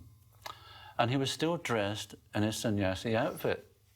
And he still had his danda. Now this time he was messing around with his friends. And they were fighting and squabbling, and he had his danda, and he was hitting them over the head with the danda, and he was really causing a big ruckus. And suddenly, there was Prabhupada at the door. He'd returned from his walk with the disciples. And Prabhupada's face was grave as anything. He immediately looked over and saw what was going on, and he turned to one of the disciples and he said, "Where is the father?" And I was also in the room. So I came over to Prabhupada, and he very gravely looked at me, and I could feel the gravity of the situation. And he said, "He mustn't dress like this anymore." He said, "Sannyas is very serious business." And that was that. So I felt quite chastised because that was my responsibility, but also I experienced how I had already, as a young brahmachari, I was, thinking ahead about sannyas, you see.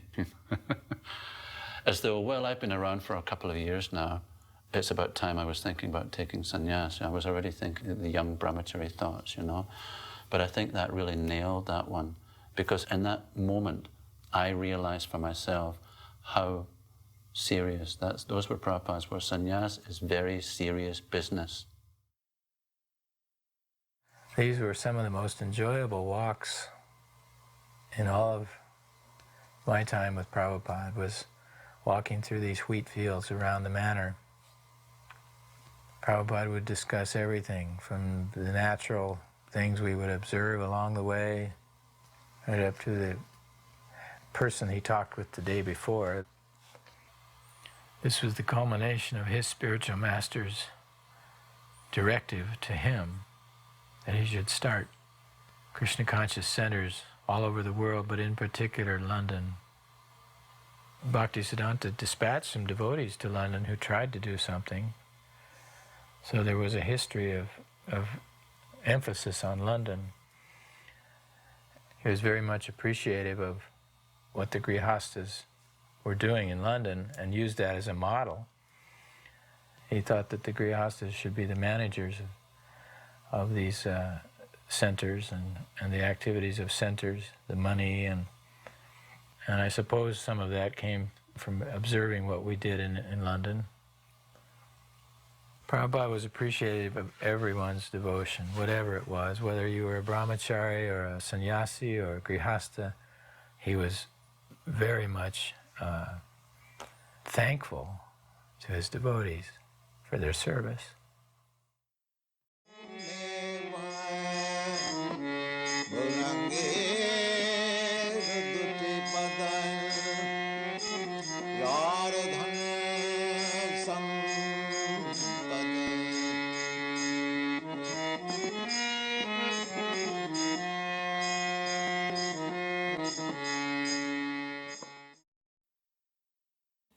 Prabhupada went to Stockholm, to Sweden, for the first and only time, and we took buses and went all the way up to Sweden to meet him again there, September.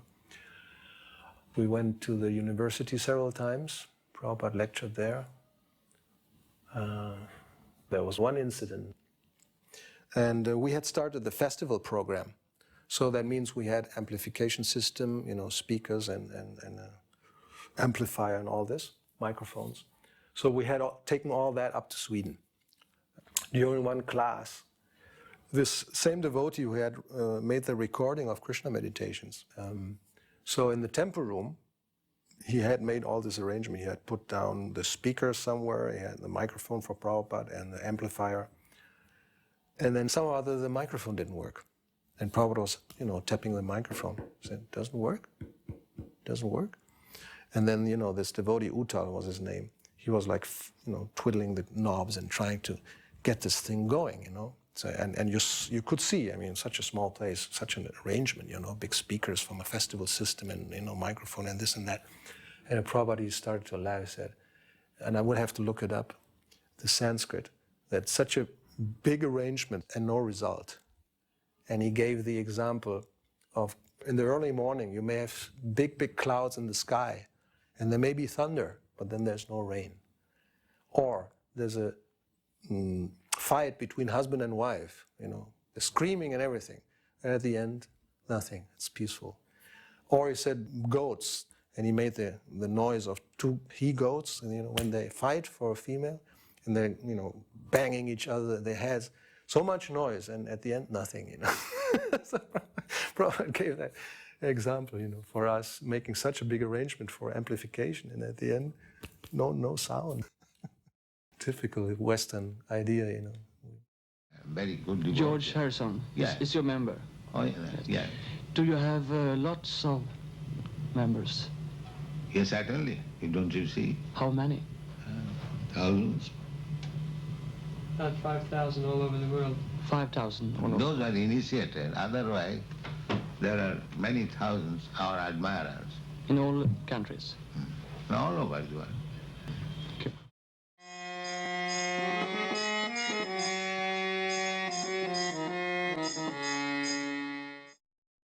After the first meeting of Srila Prabhupada in 1970, then Srila Prabhupada started giving many instructions. And since I was still a PhD student at the University of California at Irvine, whenever Prabhupada came to Nью-Йорке, Los-Anджелесе, I used to come and have darshan of Srila Prabhupada regularly. And the main program was to join Srila Prabhupada in the morning walk. And that morning walk was a very animated discussion, and basically about the role of scientists in the modern world and how to give them some principles of Krishna consciousness. We could hear the Bhagavatam class in our individual apartments through an intercom, and so we knew when it was time to rush into the temple to bring our kids out for cookies. Prabhupada once said that if you want to make a friend, you give him a cookie. There was a whole assembly of kids in the Los Angeles temple in the old temple room. And my son, Bhaktarupa, wanted some kartals that Chandrasekhar was playing. And he was a whole lot bigger than my son. So he tried to grab for the kartals, and when he couldn't get them away, he started to cry. Prabhupada leaned over with his kartals and handed me the kartals And then he kind of nodded for me to give them to Bhaktirupa, which I did. And Bhaktirupa stopped crying and he just stared at Prabhupada and he kind of froze. Prabhupada smiled and he began to play them and everybody was happy. It was the greatest satisfaction as a mother to have your child, your son, be blessed by the spiritual master. It was unparalleled. Most of the kids are really small, so my son began to pick up the kids, the little ones, because you can see they're having a hard time. Some of them can't quite get the cookie and whatnot. This is the morning where Prabhupada did not give Radhanath a cookie. Usually after Radhanath would hold the little child out to get the cookie, then Prabhupada would give him one. I understood that, you know, this is the spiritual master and just whatever he does is perfect, but I was really upset. How come my son didn't get a cookie? Everybody else did. Radhanath, you know, he just kind of like accepted, oh, I didn't get one? Okay, I didn't get a cookie. Yeah, see Radhanath bringing another little kid out. So the next morning, when Srila Prabhupada would come down from his quarters on the side stairs, and Karandar would drive the Rolls Royce up to take Srila Prabhupada on his morning walk. And Radhanath and I were out there. Oh, look, Radhanath took a cookie. He didn't get one. So the big sannyasis were there, and they were going to go on the morning walk to Venice Beach with Prabhupada. And he motioned to Raghu to come and had Radhanath come inside the car and sit next to him. And for the next 2 or 3 mornings, he took Raghu on the morning walk with him. And so I thought, Raghu didn't get a cookie, but Raghu got to go on the morning walk. So the pure devotee always does wonderful things. I mean, there was a little bit of a push and a shove, you know, to get near his company, but I was determined to stand in that spot. I didn't want to fall asleep during his classes. So that's one of the reasons I stood. And I used to meditate on how in his hands playing the kartals, and I would sing right into his right ear. And on one occasion, I was chanting, and I was thinking to myself that really I don't know the significance of what I'm chanting, but I know that it gives a lot of pleasure to Prabhupada. So let me, with that spirit, chant selflessly, just for his pleasure, no other motive. And traditionally, after the class, there would be a short kirtan. And so there would generally be some vying for the microphone and who was going to lead. And I remember on one such occasion, Sudama prevailed, Sudama Maharaj, to lead the kirtan. But just as he began to lead, Prabhupada stopped him and turned to me, let this boy lead. And so I was very much moved by that, how he had felt my sentiment and my thoughts and my heart with regard to the chanting. And he taught me what was the right spirit behind the chanting, that it should be chanted only for the pleasure, obviously, of God and Guru. There was a discussion about who initiated book distribution in America, who should get the credit. And they were talking about Keshava and Karandar. And Prabhupada stopped. He said, no. Jayananda, he was the first. Because Prabhupada didn't actually see book distribution just from the perspective of somebody who went out and sells the books. In a real sense, he saw it from the perspective of the person who paid for the book itself to be produced. So then he said, where's Jayananda? Call Jayananda. So Jayananda happened to be on the walk, but he was way in the back. So then everyone turned, and somebody said, Jayananda Prabhu. And he came walking up, and he stood right in front of Srila Prabhupada. His chadar was over his head. He had a transcendental look about him, you know. And he was smiling at Prabhupada. And Prabhupada said, you were the first, were you not? And Jayananda said, what is that, Srila Prabhupada? He said, you were the first to organize book distribution. And Jayananda said, well, I don't know, Srila Prabhupada, if I was the first. He said, yes, you were the first. You get the credit. You printed my teachings of Lord Chaitanya. Sajayananda, I remember he said, thank you, Srila Prabhupada. He just said thank you, you know. And I was new devotee, I was just watching everybody interact with Srila Prabhupada, and I remember that particular experience. It just came back to me now. You know, how affectionate Prabhupada was to him and how much he wanted to give him credit. Srila Prabhupada had a fire sacrifice, and one of his sannyasis had become involved with a woman, and so Prabhupada announced that he was going to marry them.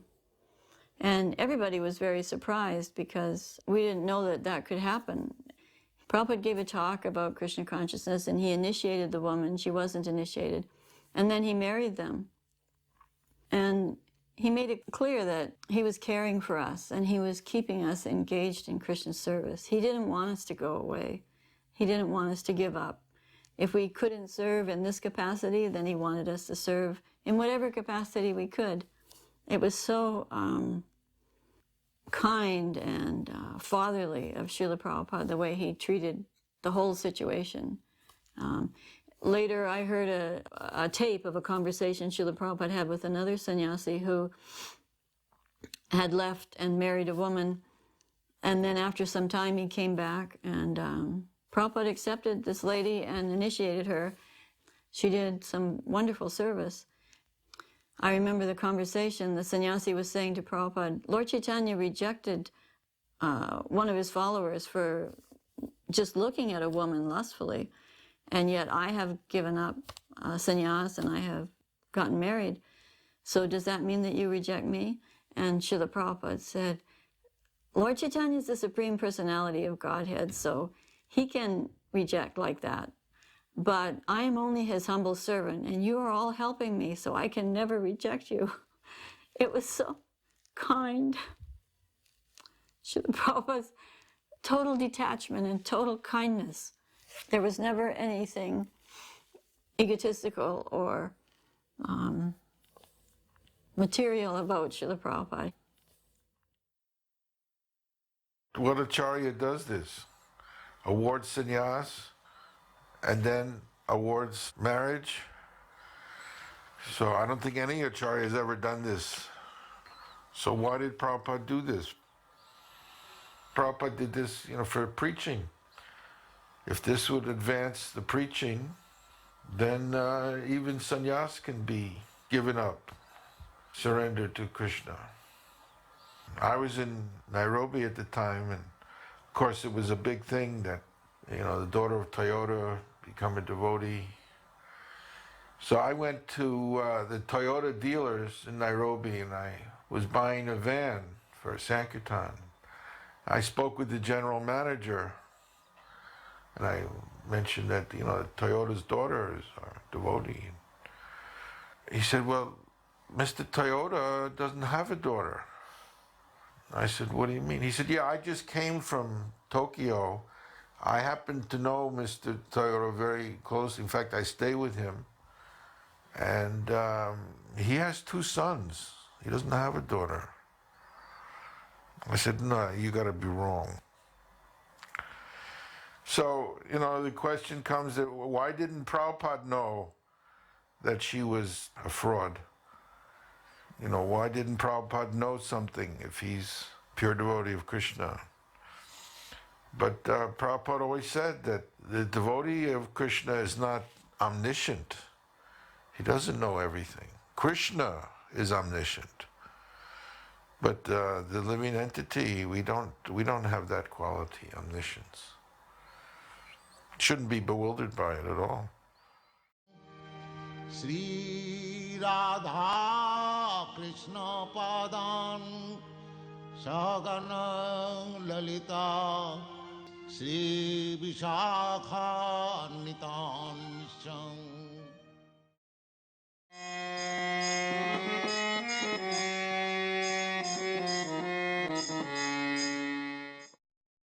He seemed very happy to just be in Mayapur, which at the time it was almost in the middle of nowhere. You know, it wasn't like Vrindavan, you know. We go up and down the road. There was lots of activity, but here it was just very peaceful, and Prabhupada really enjoyed it. Sometimes, like in the afternoon or the morning, He would just go out with his beads, walk around on the veranda and just look out. And that's, you know, just like here, you just see expanses of just beautiful fields, nice, peaceful, flat. And he would just walk around and chant. He would gaze, you know, gaze across from his veranda. Just like when he went to other areas, like in LA, you know, there's different kinds of management. When he went to Vrindavan for that 1 month, he had all those activities, nectar of devotion classes. You know, he had a program, there was a mission. But when he went here, it didn't seem like that. Prabhupada was very, very casual, very relaxed. He certainly manifested at different times, you know, his deep emotion for Lord Chaitanya and Lord Nityananda. If you follow that one tour when he went from Los Angeles and he went to Mexico City, then he went to Caracas, and then Miami and Atlanta, they all had Gaurnitai deities on the altar. And each lecture is an arrival lecture. He started talking about the mercy of Lord Chaitanya and Nityananda, the two lords, how merciful they were. And it climaxed in Atlanta where he barely got out 2 sentences and he just went into ecstasy. So he definitely had this incredible mood, love for Lord Chaitanya and Lord Nityananda and everything that they had done, you know, that he had seen them accomplish through his efforts. I was also here in Mayapur for the opening of the Mayapur Chandradoya Mandir, the Lotus Building, when Radha Madhava were invited to their new building. Well, it must have been about 1,000 devotees. It was really packed with devotees. So Srila Prabhupada arrived in the evening, and then on the next morning, we had Mongol Artik. And it was like the first big Mongol Artik with Srila Prabhupada in the Lotus Building for that festival. So that Mongol Artik was absolutely tumultuous. From where I was, I looked around and nobody's feet were touching the ground. It was almost like everyone was on the ceilings. Everyone was dancing, and they were like jumping, really jumping. So much so that most of the time in the kirtan you only saw them in the air. And the sound was absolutely tumultuous. It was so ecstatic. Very special kirtan, and it was led by His Holiness Tamal Krishna Maharaj. So after the kirtan, Tamal Krishna Maharaj went up to Prabhupada's room and spoke with him. And then Prabhupada immediately said to him, he said, if you all keep chanting like this, then Srila Bhaktivinoda Thakur himself will personally come here and take you all back to Godhead. Krishnadas Babaji Maharaj was there, and he was a very close friend of Prabhupada's, a god brother, and very pure and effulgent. Prabhupada had told us that he was a pure devotee. Then they were discussing in Bengali. It was just Krishnadas Babaji, Prabhupada, and myself inside the room. But at that time, Subal Sadhu, a funny, eccentric fellow, old man, came in. But at one point, he started really chanting, Hare Krishna, Hare Krishna, and he started rolling on the floor in Prabhupada's room. And I thought I must do something about it. So at that time, what little Bengali I could speak, I told Subal, Prabhupada is very tired now. So you please come another time. And I stopped him from rolling very gently, and I lifted him up, and I kind of showed him out the door. And I shut the door. And I went back, and Krishnadas Babaji Maharaj, he was always prone to laugh. He would laugh at everything, especially what the Western devotees would do and say. He found very humorous. But this time he was heaving, he was going hysterical. And as he laughed more, Prabhupada began to laugh, and they were both laughing and laughing and laughing. And then Prabhupada, in the midst of his laughter, he looked at Krishnadas Babaji and he said in Bengali, Ku balo Bangla bolche, that he speaks real good Bengali. And they laughed and laughed and laughed. Here was Srila Prabhupada's position. He had practically conquered the world with Krishna consciousness. He'd been all around, and he came back here to Mayapur, and now he was establishing something really big. It was the opening of the Lotus Building. You know, and in those days, this was a big building. You know, it was bigger than practically anything else around in Mayapur. And there was no one more successful. It was clear now that he was more successful than any of his godbrothers. It was clear that he was Krishna's representative, that he was the special Sankirtan general for the whole world. That day, Srila Prabhupada gave the class, and I clearly remember the first thing that he said in his lecture, before he said anything, he said, "Actually, I'm unfit to be your leader." And everyone was like very quiet. And he was quite choked up as well.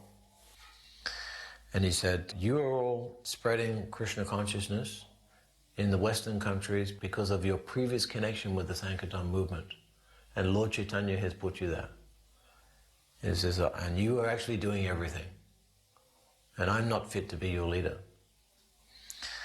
When he said that, I thought, now hang on. This is a level of humility that I cannot understand. Because he really meant it. It was obvious that he was doing some really big things. But he was absolutely taking no credit for it. And he really meant it. Otherwise he wouldn't have said it. Actually, when I first heard that, I was bewildered. I couldn't understand what he was talking about. But as I've reflected upon that over the years, now I understand that he's actually completely humble. He has no sense of thinking that I am the doer. Prabhupada said, you know, you should distribute prasad, let people know that we're giving out prasad. And the first time, this was 72, Prabhupada used to cook it, and we put it in buckets, and people came with their little bowls, and, you know, we had leaf plates. And Prabhupada watched through his window, because it was right below his window. I said, yes, this is very good, prasadam distribution. So this was the first food for life, so to speak.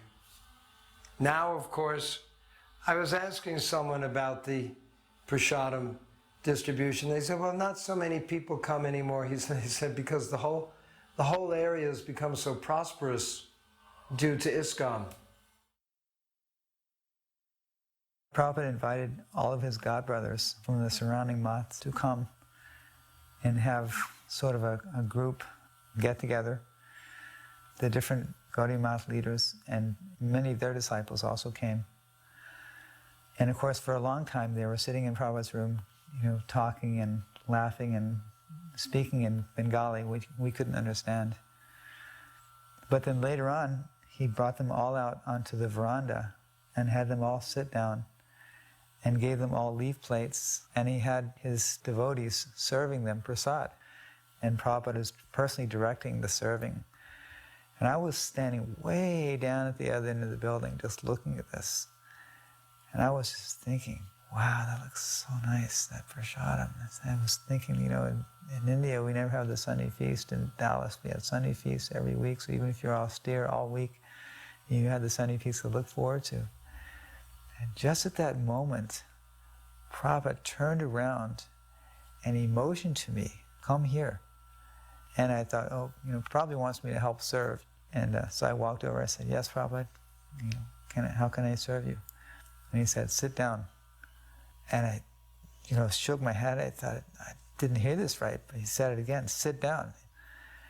And I sat down, and Prabhupada said, give him a plate, serve him some sabji, give him puri, give him sweet rice.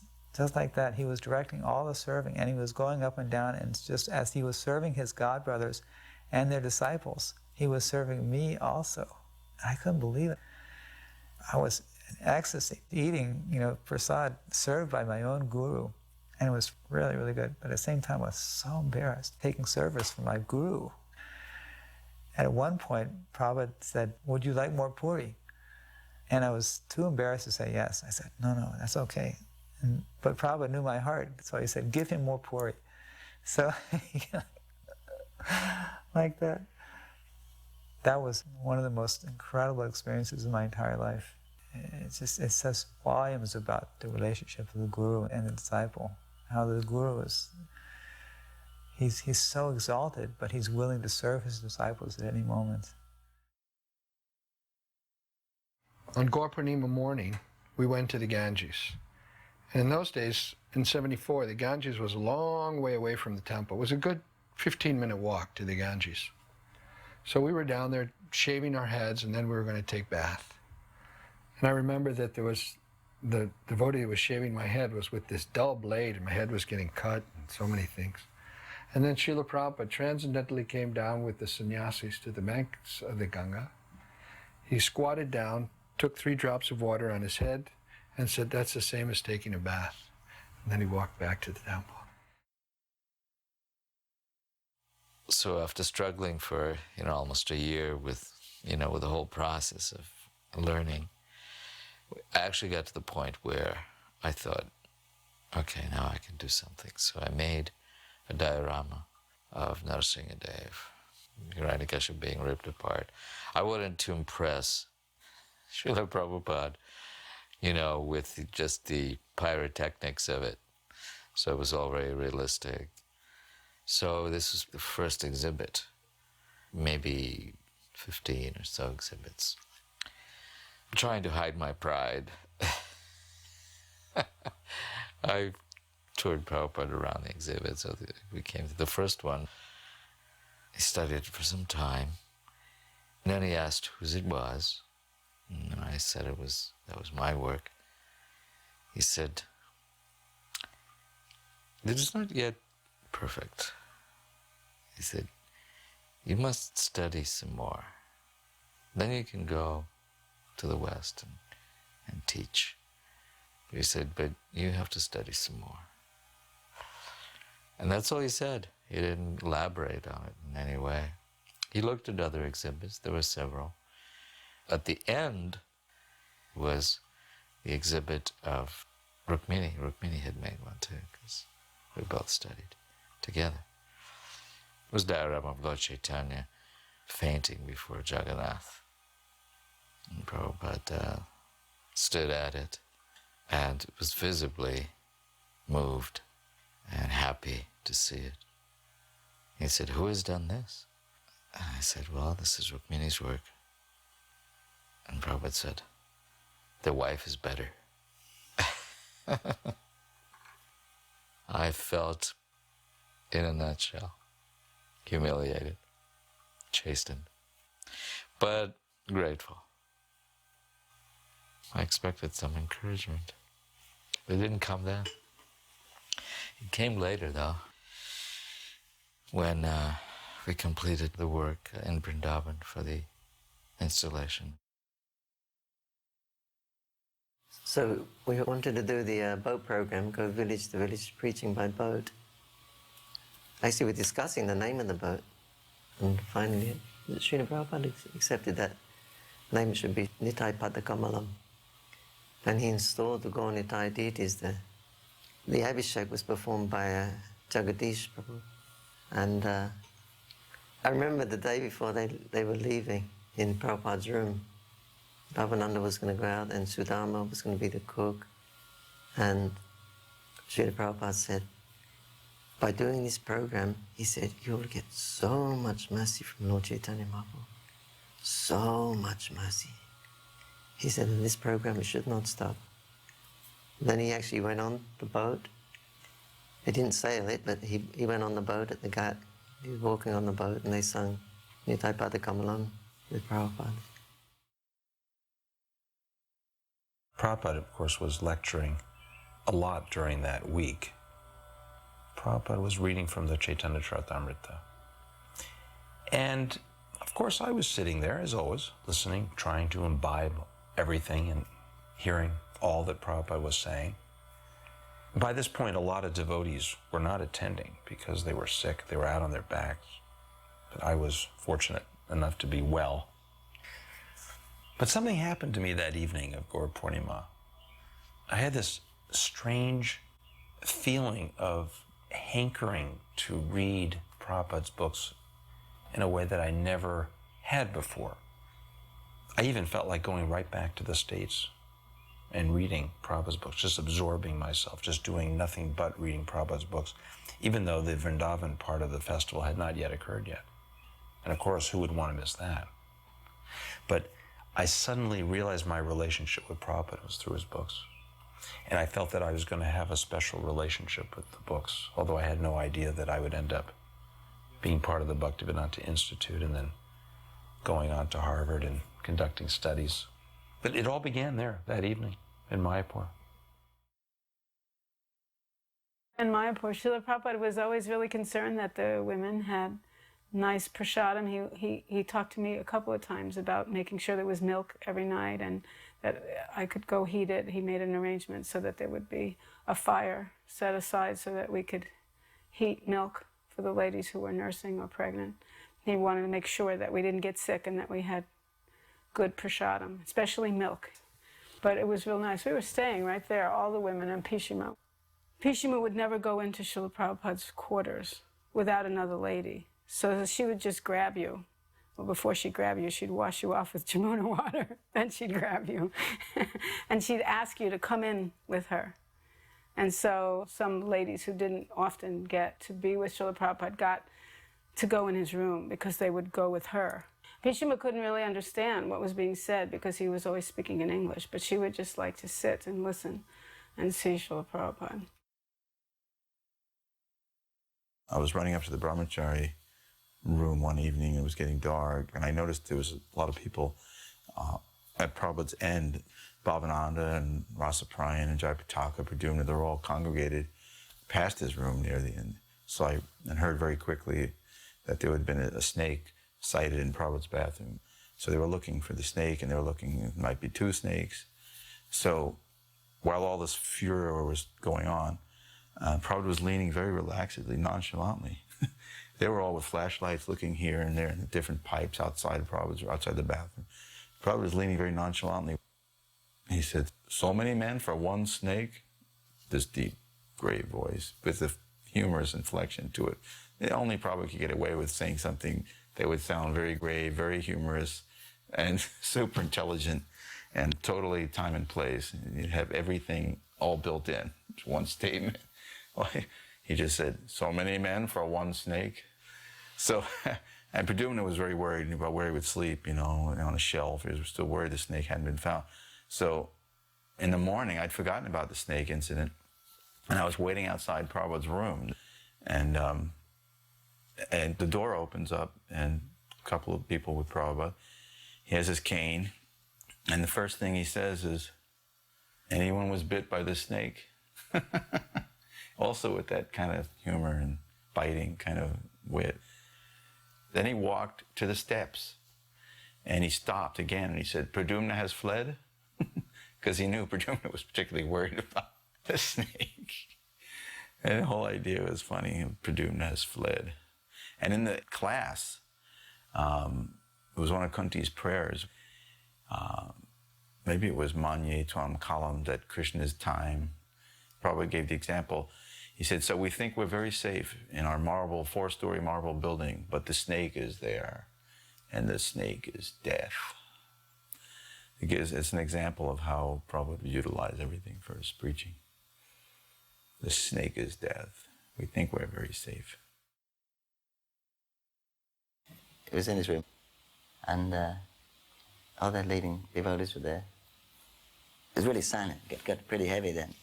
The Prabhupada was just looking around at everyone, and he wasn't saying anything. And he said, "So, there are no questions?" And nobody answered. It got even more heavy. The Prabhupada said, "Why there are no questions?" It got even more intense. "It is the disciple's duty to question the spiritual master. Why there are no questions?" Then somebody said, "Srila Prabhupada, in Srimad Bhagavatam, such a person said, is this right?" He said, "Fool! It says in the Bhagavatam, and you ask me if it's right? What kind of question is this?" Then it got even more intense. And then Hridayananda Maharaj asked the pertinent question, and I broke the ice. He was walking down an aisleway back to the Vyasa-san to give Bhagavatam class. Everyone was down, prostrated, offering our obeisances. And I remember when Prabhupada walked by, I reached to touch his feet as everyone else was doing. And I touched his feet, and they felt amazing. It was like touching some type of spiritual velvet. It was the most amazing feeling. And then all of a sudden, a dark cloud came over me where I realized, oh my God, I'm holding on to Prabhupada's feet and he can't go. And I was petrified at what I had just done. And then I lifted up my head from down at the floor and I looked up at Prabhupada and he was just smiling at me. And it was like the sun had risen after a dark monsoon rain. And it was just brilliant, and it seemed like everything was bright and happy. And I released my hands from Prabhupada's feet, and he smiled and just continued walking back to the Vyasa sign.